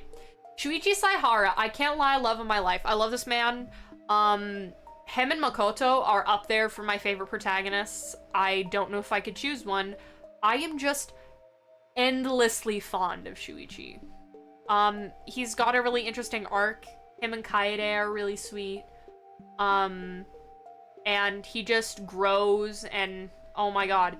I completely agree with you. Best character in V3. Hands down, there is no question.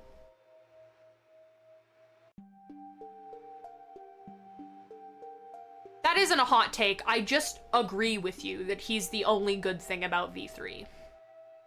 He's the reason that I reluctantly say that I wish V3 never happened. Reluctantly, because I love Shuichi and would miss him, but we'll get into it. I like Kibo, it's just Kibo didn't do much. Like, he was kind of interesting. Exactly, I loved the back roots. That's what made their dynamic so interesting. The back roots, oh my god, that was actually a really cool part of V3 that I liked a lot. And it was especially, like, just the fact that you can lie in trials to win is so interesting. Like, oh my god. Okay. Shuichi and Kokichi have a fantastic dynamic. And part of the reason why I enjoy Kokichi to the extent that I do is because of his dynamic with Shuichi. I want it to be said that I don't have no enjoyment for Kokichi whatsoever, because that would be completely untrue. I think his design's great, and I can't lie, like, he's just a little guy, and he's silly, and he's hilarious, and I really, really love his presence in the game. I just have a big problem with his actual character. But I think him as a presence brings a lot to the game. Like, he is some really good comedic relief. And he's just kind of, like, he is interesting. They just don't go anywhere with it, which makes me upset, but yeah. The way I feel about Kokichi is really fucking complicated.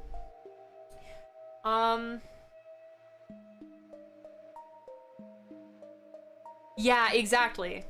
I love the dynamic between Shuichi and Kokichi, and they're very intentionally supposed to be opposites, which I think is really cool. It's like a more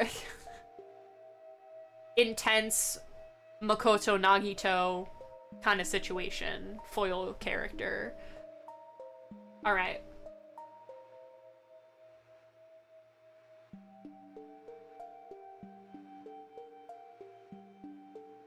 Oh yeah, the fact that, yeah, I mean, my favorite character in the series is Byakuya Togami, who is not morally sound whatsoever in literally pretty much all of Danganronpa 1.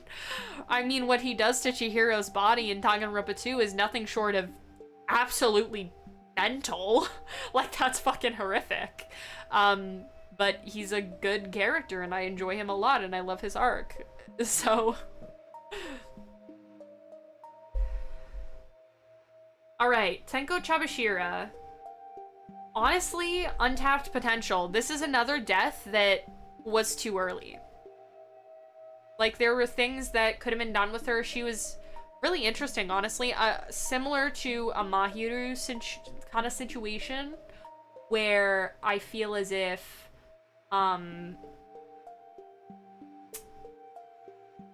like, her reasons for hating men. Hi, welcome.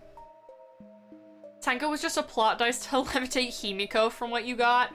I mean, yeah, that's kind of how she was used, which I think is a problem. Like, that's so wild to use a character like that, and I think you're completely right, which is why I think she has untapped potential. I don't think she's creepy, but I do think she's annoying. I agree with you.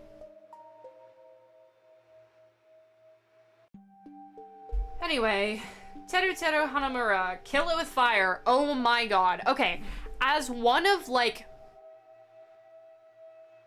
They're not the same whatsoever, but I think Tenko was... No, I completely respect liking Tenko. I like her too. I think she was underutilized. I wanted to see more of her because she could have been even better, honestly.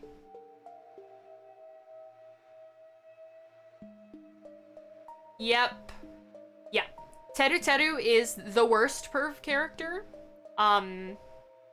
It's like, honestly, I hate him more than I think I hate Kamishiro.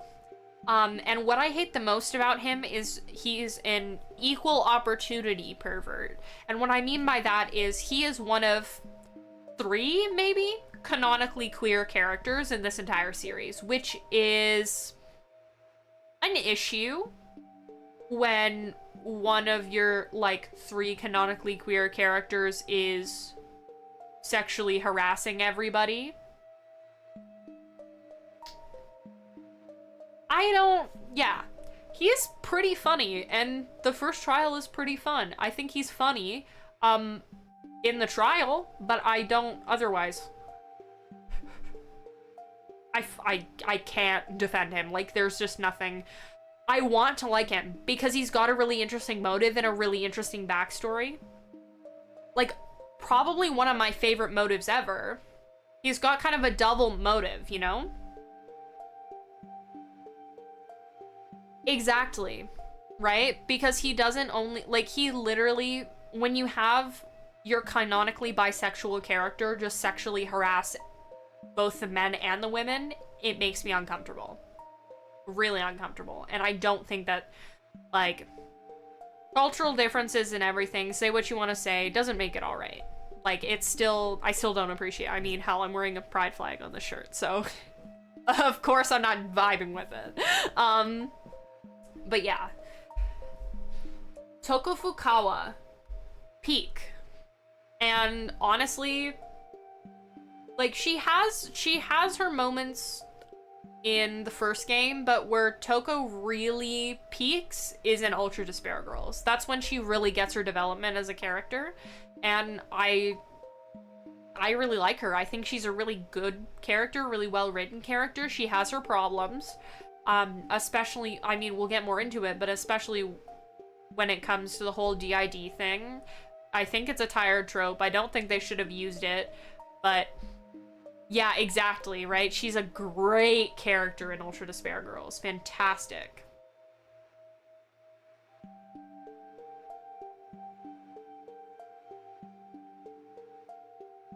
Yeah, you're right. I also expect it from... Honestly, I expect it from most of the anime I watch because it's in most anime, that kind of trope. Like the perv character trope. It's just very common. But it doesn't make me any less uncomfortable. Because I still don't... Like, I may be used to it, but I still don't think it's okay. And, like, that's just how I feel about it. But yeah, I love Toko. She's lovely. And her dynamic with Komaru is really adorable. Yeah, exactly. The thing about Ultra Despair Girls...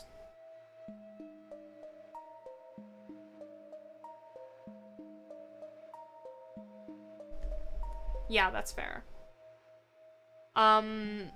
Is that, honestly, I wouldn't recommend anyone play it for the topics. Like, the draw of Ultra Despair Girls is knowing more about lore, and Toko gets a character arc, and that's it. And honestly, there's not really any other draws. Like, the Warriors of Hope, I don't... Like, it just kind of depresses me a little bit, and then, obviously, we all know that some of the things were handled very poorly in that game. But I understand why it ruins the game for a lot of people, but I don't think it should ruin the game for everybody. Because it has its merits. And it's really good when it's not mishandling very sensitive topics. It's a good game, but it also mishandles very sensitive topics. Oh, Tsumugi. Kill it with fire. First of all, she's boring. Second of all, V3's last trial. Do I have to explain this? Oh, the one line in Ultra Despair Girls, you're talking about Haiji Toa?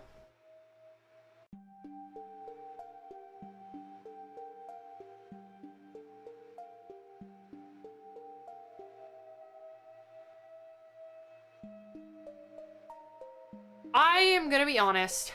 I have a lot of feelings on V3, and they're not positive. And I did line up a tier list of the games for this stream. IG is a fucking weirdo. Oh my god, I just hate him. We'll get to it. I really just... I wish V3 didn't happen. And the only thing that keeps me coming back is that I'm actually really fond of the cast from V3. I mean, I know I've ranked a lot of them really low because I think most of them are really poorly written. But I am really overall fond of V3's cast. But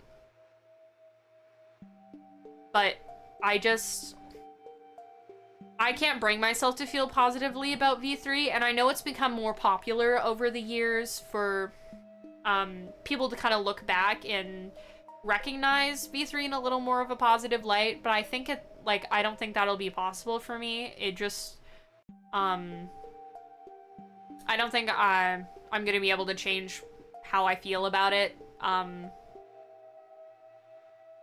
We can talk about it more later. I just really did not like a lot of the story decisions that were made in V3. Pretty much any of them, to be honest. The only trials that I thought were actually good were the first two. I thought they were really good. And then trial 3 made it worse. And then trial 4 made it even worse. And then trial 5 made it even worse than that. And then the last chapter was just like a big dumpster fire on top of everything else. It just went completely downhill for me. But yeah, I don't like Tsumugi in any sense. Tugami. Imposter had untapped potential. I mean, honestly, even in the anime, he had some untapped potential. Like, Imposter is genuinely a really...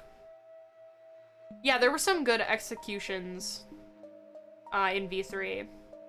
Yeah, Beatrice, I know you think of V3 as a series parody, and I think it's possible that's the way that it was intended to be viewed, but as someone who went into it while I was playing it, thinking that it would be, following somewhere in the timeline, because I obviously know now that Kodaka said it took V3 takes place in a different universe entirely than the rest of the series. That is something he said before the game came out.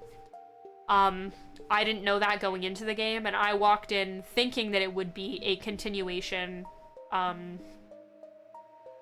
the very least after Danganronpa 2, because I don't think I had seen Danganronpa 3 by that point. Yeah, I understand seeing it as meta. It's hard for me to see it in a positive light when I think a lot of the storytelling decisions were just very poor in general. Not just because of the final twist, but I just think there were a lot of choices that were made that were just not good writing, plainly put. And then the final twist put the final nail on the coffin. It really upset me. Like, I'm not gonna lie. I have a very deep emotional attachment to this series and to its characters. And, I'm not the first person to feel that way, and I'm not gonna be the last, but the notion that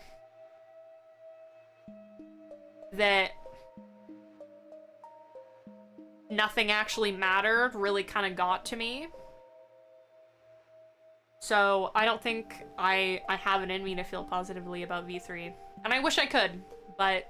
And I'm glad people can feel positively about it, but I just can't. Yasuhiro Hagakure. He's pretty okay. I don't have any specific or strong opinions on him, I don't think, but he's really good comic relief. He's just, like... I think he's probably my favorite useless character. he doesn't really serve much of a purpose, but that's kind of the point. And I think that's what I enjoy about him. He's just kind of there, but I don't think... but in a very intentional way. There's some characters that are just there in a way that I do not feel was intentional. He's just there as a character. And I really respect that about him. And he's silly and cool, and I like him. Okay, fuck, who's this guy? I think this is Byakuya Togami's butler, question mark? The UDG card people are here too. Well, I basically know nothing about these people because they're on cards, literally. I'm gonna add another tier for...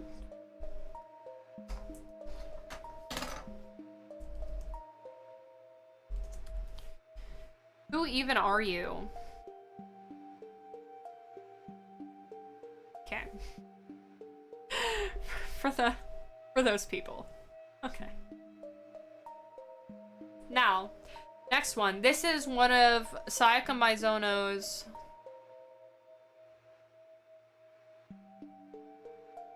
Actually, you would be wrong. This butler was literally the only person in basically his entire family, he wasn't really his family, that Byakuya actually cared about. Was this butler. And that's why he was kidnapped.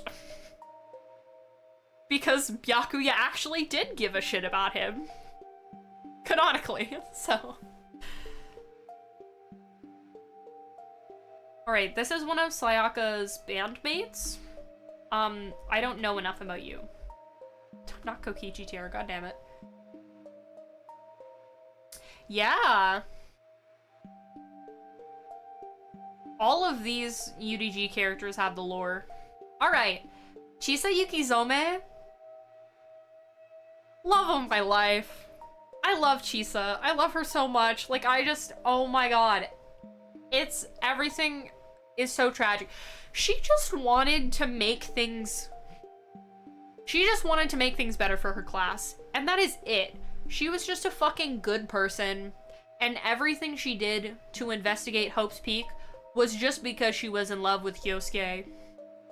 And it's really fucking tragic what happens to her, just in general.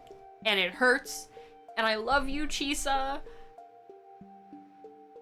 I love you. That's what I have to say about her. Okay, this guy. This is one of the guys from the future arc of Danganronpa 3. I'm also gonna put him in Who Even Are You? These are just the people, like, I know who they are, but I don't, like, they didn't get enough screen time for me to formulate a proper opinion on them, so I'm just gonna put them in the Who Even Are You tier.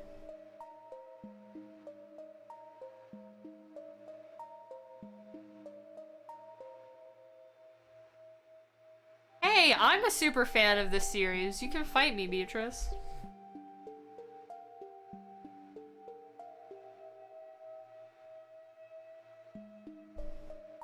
Alright, this is Kyoko's grandpa. I know fuck all about you either, but she seemed to care about him, so that's cool. This is Hifumi's mom. Again, you got no screen time. This is Celeste's cat. No screen time. This is another guy from the future arc of Danganronpa 3. Yeah, I've been in the fandom since 2020, which was a time and a half to be in the fandom. And I don't like it either, but I do really deeply love this series. Izuru Kamakura, oh my god. Lord, okay. So, I feel like I have to put him in peak right beside Hajime because he's tragic, he's interesting. After Chiaki dies, he picks up her hair clip. I feel like I will get hated on for my tier list. But that's okay, because I fear the wrath of no man, not even the Danganronpa fandom. You can't do anything to me, okay? I will have my opinions, and I will protect them. And you can't touch me. Anyway. Who did I... Izuru Kamakura. That's who I just placed. Okay. So, I feel like I have to put him... Yeah, you can really like something without being delusional. A lot of fandoms just struggle with that.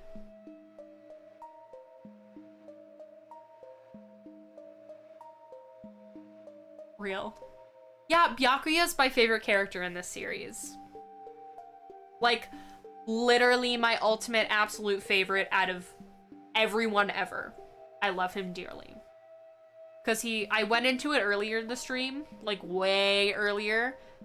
Shit, like a good 2 hours ago. This has been going on for so long. I've taken so long. But yeah, Byakuya has a really great subtle character arc. I love him. Genocider Show is love of my life. And as much...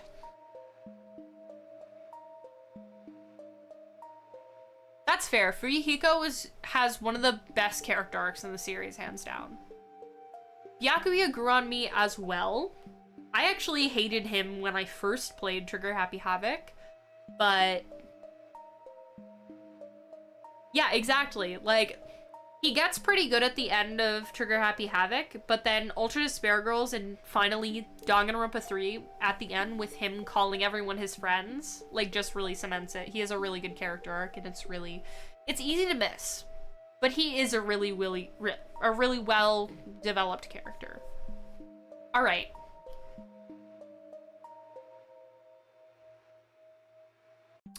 Okay. I was gonna talk about... Who even are you? I wish I could say that. Kill it with fire. Anyway, I was gonna talk about Genocider Show. One of my other favorite characters. Create a new tier for Haiji Toa.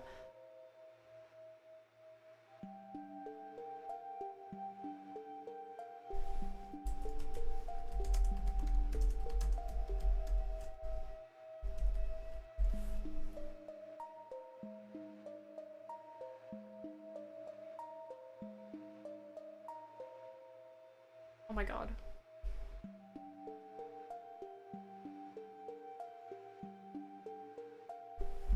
Alright, well, we have another tier. The Fires of Pandemonium. For Haiji Toa. That is correct. Byakuya Togami is the only character that has an arc that spans the whole series. Super interesting. Alright.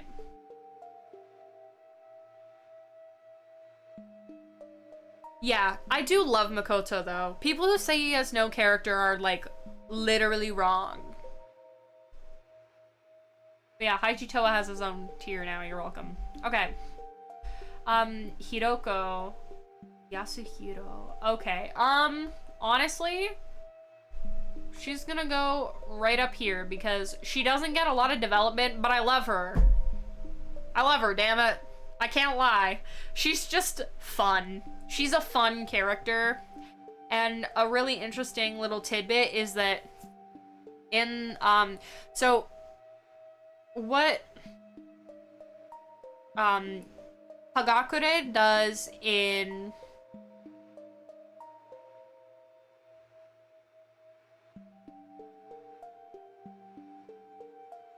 I just lost my train of thought, oh my god. Okay, what Hagakure does in, the Japanese script is, like, of the first game, is he gives everyone little nicknames, but he puts chi at the end of everyone's name, so it's like Naegichi, you know? He has a little nickname thing going on. So his mom, Hiroko, she does the same thing to Toko and to Komaru, and calls them,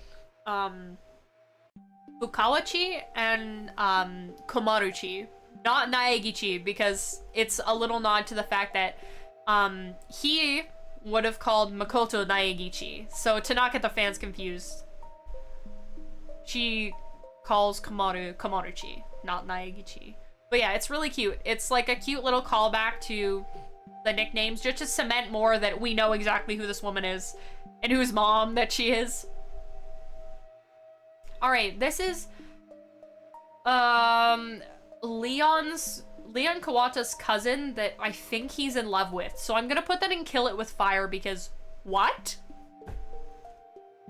What?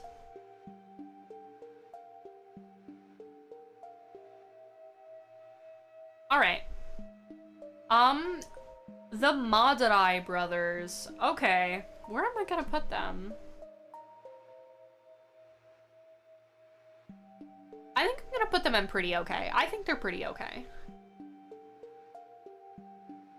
There's way more incest in this series than there ever needed to be. The Madurai brothers are interesting, but I was honestly kind of underwhelmed by them. Just a little bit. Like, I feel like I thought they would be more interesting. But they like, I don't know what it was. Like, they were okay, and I think they did what they had to do, but it was... I felt like I hyped myself up for something that it just did not live up to. So... Jotaro, meh. I don't know, this one isn't that deep, he just kind of freaks me out. He's just kind of creepy. Jin Kirigiri, I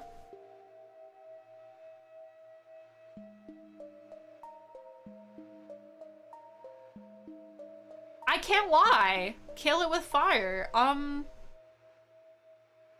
He kind of makes me mad a little bit because he kind of tries to pretend that he feels a little righteous to me when he should know that a lot of the shit going on is going on because he helped clear it. Yeah, I like Nagisa and Kotoko more compared to Jotaro. I think Nagisa and Kotoko are actually my two favorite Warriors of Hope. I think I liked them the most. But, yeah, about Jin. Yeah, I just kind of don't... He's in Kill It With Fire because I don't like him as a person. Some of these are conflicting. Some of these I'm like... I think you're a bad person, but I like your character. And some of these are, I think you're a fine person, but I don't like your character. It's like,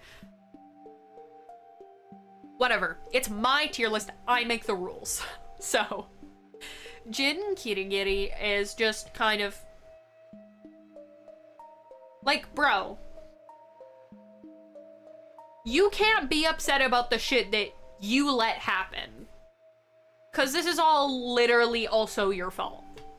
Don't act righteous. This series is a mess, and therefore this list is a mess. Well said. Well said. Juzo Sakakura. Honestly, he's kind of peak. He is the best handled gay character in this series. Yay! Yippee! He's in love with Kyosuke. Why? I don't know, because Kyosuke is a piece of shit. A stain on the bottom of my shoe. I mean, Juzo didn't cause the entire tragedy. I mean, he kind of let it happen. But it wasn't his fault. I think the fault still goes with Junko for all the shit that she did. And also, Chisa helped him cover it up. Because she also lied. They both lied to protect Junko. for different reasons, but it wasn't just him. And she manipulated him.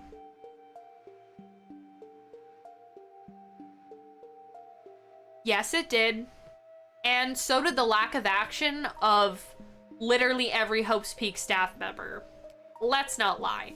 And that's why I don't like Mr. Kirigiri very much, because he was just like, oh, all this awful shit is happening in my school. That really sucks. It's literally your fault. You literally let it happen.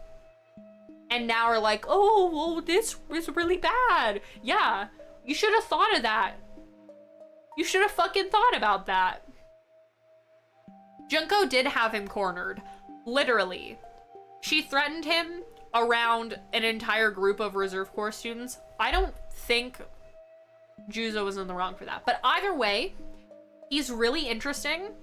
And, like, him and Chisa having their motivation be the same one singular mid-man is so epic. So we love him. This is Toko Stinkbug. What? Anyway. Tengan. This is a second kill it with fire because I also hate you. And you make no sense to me, and you contradict yourself, and I fucking hate you. Same, literally, Tengan and Kirigiri, I feel the same way about, to be honest.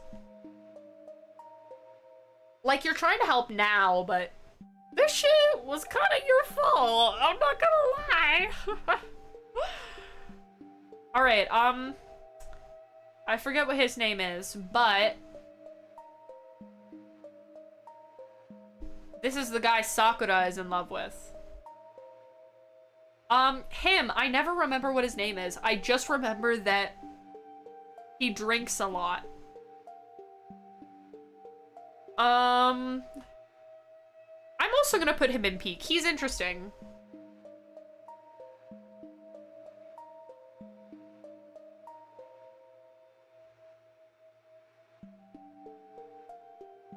Not Nagito's dad.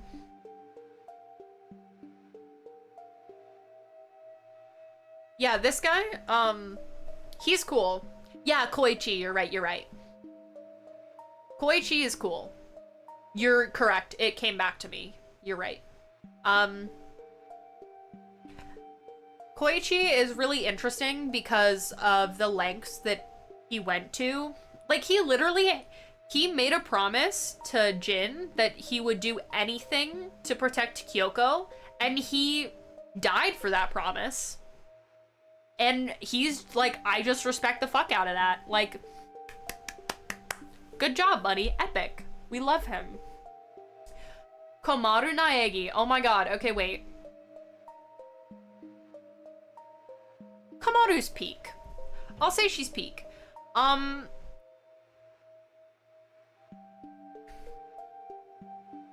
She's just interesting. Like, she's boring, but she's interesting. I will put her beside Toka right now, so they can smooch. You're so welcome, chat. They can kiss now.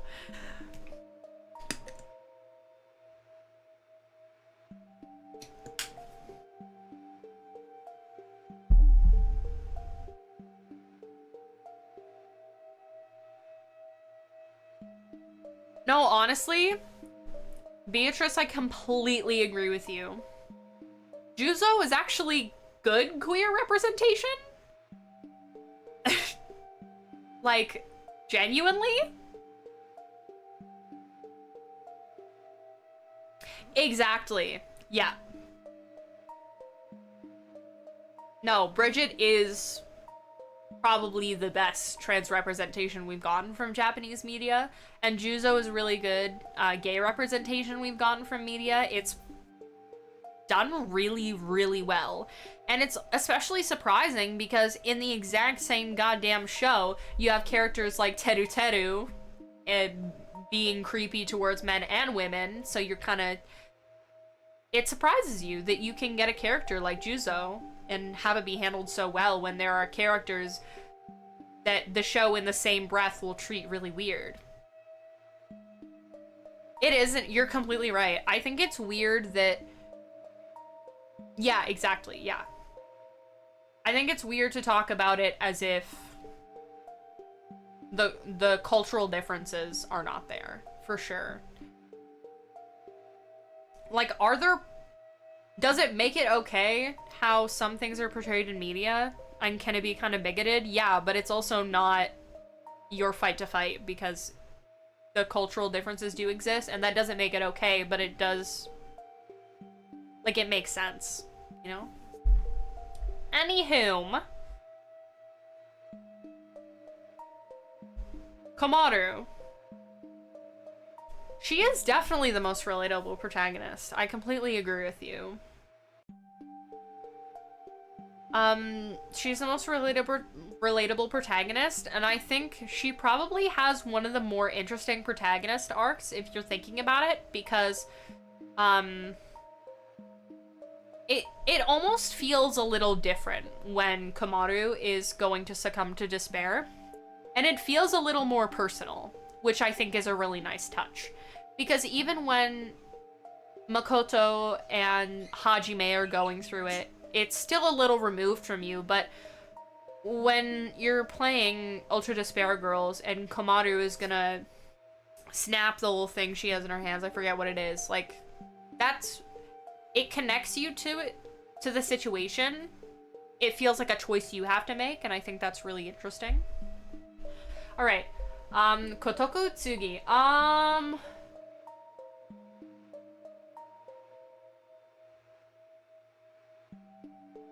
I'm gonna put her in untapped potential for the sole purpose of the fact that she is probably the worst handled character in this entire series. And it's got a similar kind of problem as I was saying with Juzo and Teru Teru in the Danganronpa 3 anime. In one piece of media, with Kotoko, they managed to both very well, very accurately and very tastefully, and very, very offensively portray the same thing in the same breath. It is astonishing. Because some of the scenes that deal with Kotoko's trauma are handled very well. And they come off exactly how they should. They're uncomfortable. They should be uncomfortable. And it's handled really well. And then the game turns around and makes fan service out of it, or makes a joke out of it, and that's an issue. Kotoko could have been a really good commentary on something like this, and I think in some cases she was a really good commentary on it, because there were a few scenes that stick out to me that are handled well. But the simple fact that the game so apparently just kind of throws that away after the fact, it's bothersome. She has untapped potential because they didn't handle her the way that they should have.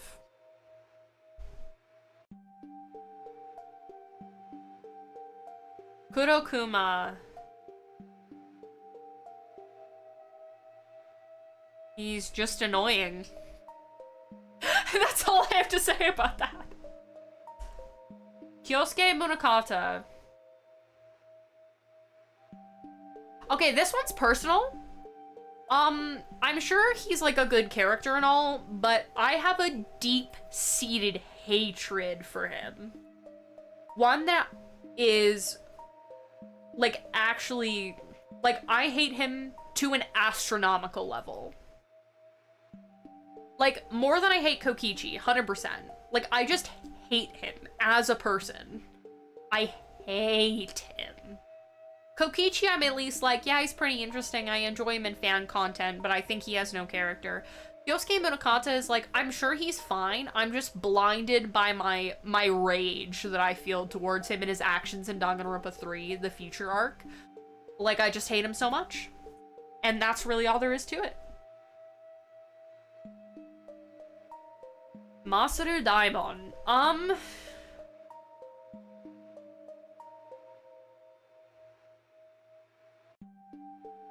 I think by the sheer fact that his scenes in Ultra Despair Girls make me so so uncomfortable. And if you've played it, you know the ones I'm talking about. He needs to go up here.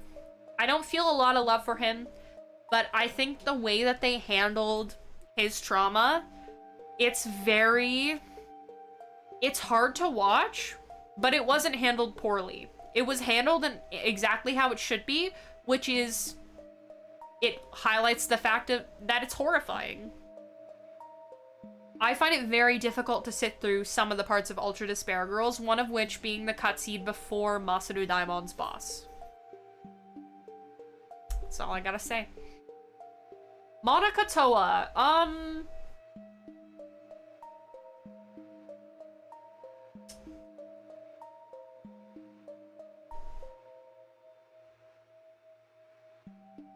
honestly,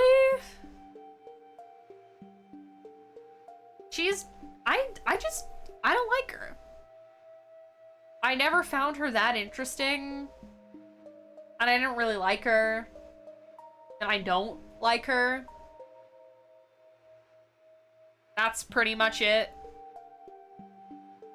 She's just like, well, like, I also hate, like, she's a piece of shit.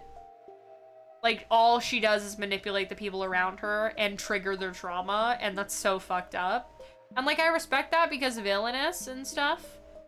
And it makes for some pretty horrifying moments.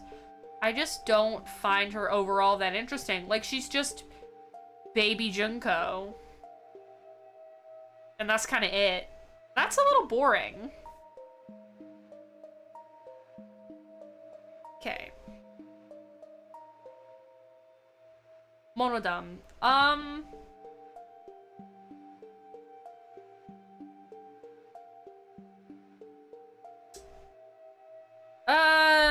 He was fine, I guess. Monokid. Kill it with fire. He's so fucking annoying. Oh my god. Monokuma. Monokuma was peak. Monokuma was absolute peak.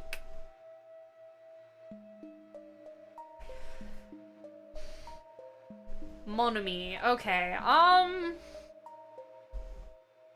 not nearly as good as Monokuma, but she's alright. Live, laugh, love Monokuma. That's how I feel. I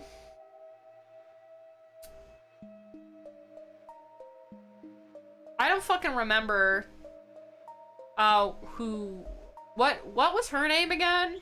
Oh, Monofunny. Right. Honestly, she was fine. She was also pretty... Okay, I can't lie. This is, Monosuke, right? Yeah. Monosuke was peak. He was my favorite. All the Mono kids do suck, but I'm fond of him specifically. He was my favorite. I think he's funny. And then Monotaro is also Kill It With Fire because he was fucking annoying. These are the 3 Monokubs that I could actually stand listening to. These 2 I wanted to shut up. But for the most part, I just wish the Monokubs didn't exist. Alright. Nagisa Shingetsu. Honestly, Nagisa's peak. Definitely one of my favorite Warriors of Hope.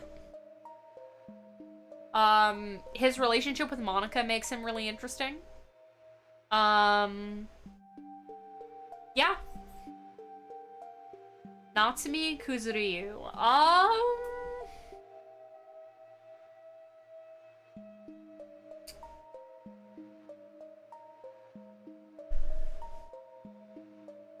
I can't lie, she was pretty interesting. Like, her appearance in Danganronpa 3 is small, but yeah, she's really interesting. I think it was interesting the conversation that she had with Hajime, and how she honestly kind of changed his outlook on things when he was starting to sway one direction. Her words are the reason that he agrees to become Mizuru Kamakura. Her words are the reason. Saying that she wanted to get talent no matter what it took so that she could stand beside her brother as an equal. And the reason that Hajime ultimately agrees to join the Kamakura project is because he wants to be able to be someone worthy of Chiaki, of standing beside her. Yeah, I've done extensive amounts of research on pre-Danganronpa 1 events, and I know so much about all of it, honestly. It's all I've been thinking about the past little while in preparation for something.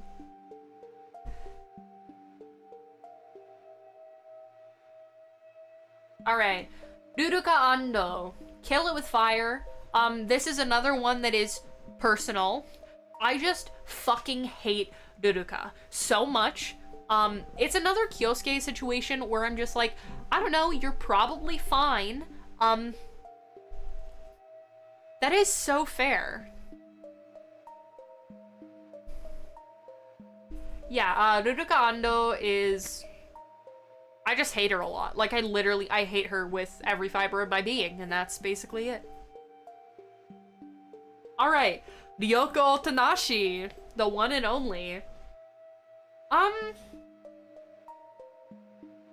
Yeah, she's alright.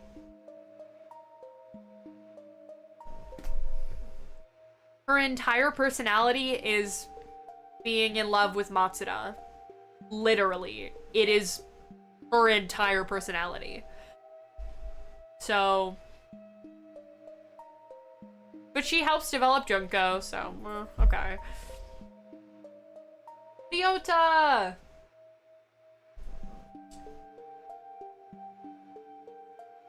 Alright. Where am I gonna put you?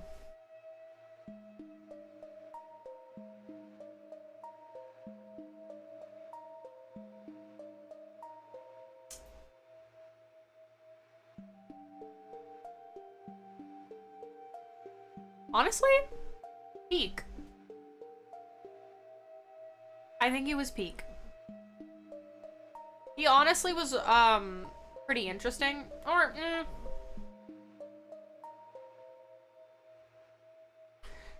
No, I'm gonna put him in pretty okay. He was pretty interesting. An interesting addition to all of the people that were helping Junko. And he's interesting just in general in Danganronpa 3 in the future arc. So, Sato is meh. Just for the sole purpose that she doesn't really have a character. Her entire purpose is to kill Natsumi and then also die. So, she's not really important and doesn't really have a lot going for her, so I'm just, whatever. I don't fucking care. Alright. Seiko? I think her name's Seiko.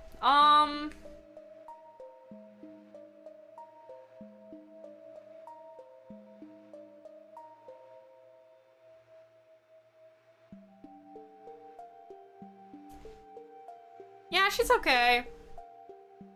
She's alright. That's really all I have to say about it.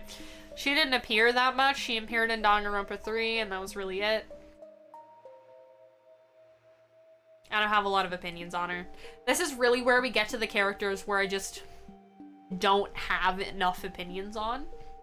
Shirokuma, kill it with fire. Also really fucking annoying. No, wait, I put Kurokuma up here, so then I'll put him in meh. Okay, they're both annoying, is my point. Sonosuke.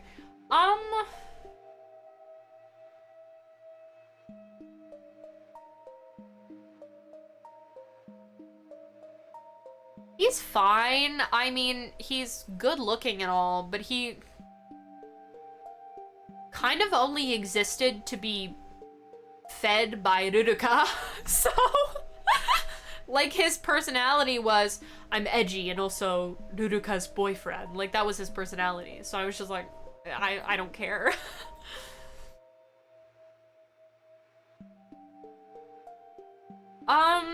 Okay, he's really wholesome, but I can't lie, there's not a lot going on. Like, he's wholesome and cool and all, but I'm just like, there's not a lot going on. He's just Chihiro, but again, I wish he lived longer. Okay, wait. Untapped potential. Because if he lived longer,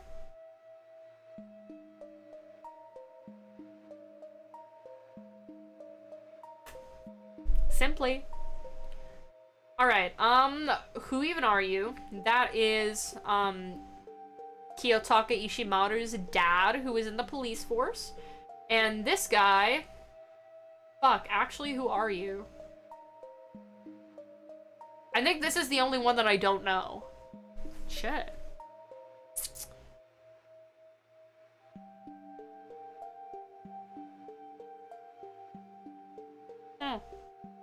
Weird.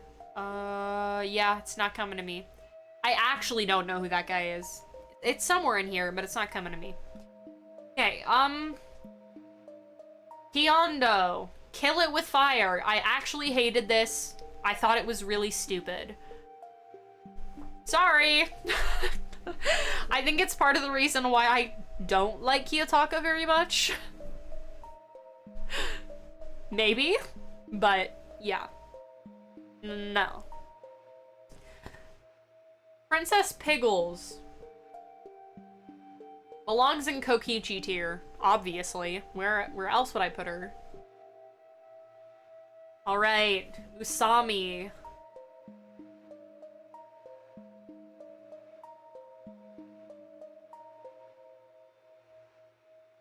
Huh. She was fine. I mean, we didn't really see her a lot.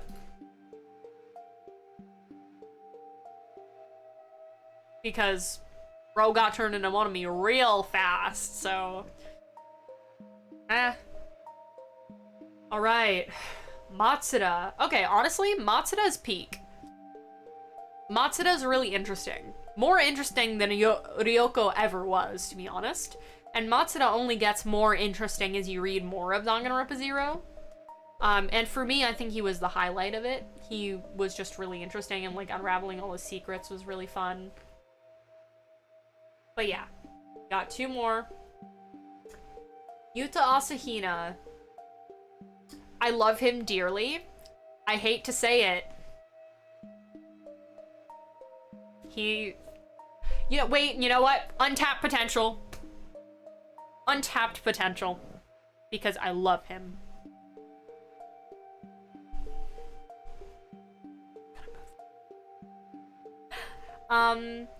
Yeah, he had untapped potential. I wish he lived longer. I was really sad when he died. Yeah. Alright. The last one. Kamishiro. Oh my god. Kill it with fire. Really uncomfortable character. Don't like him.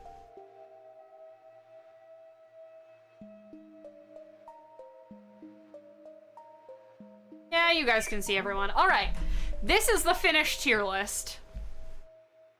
Behold. Here are all my opinions on Danganronpa characters.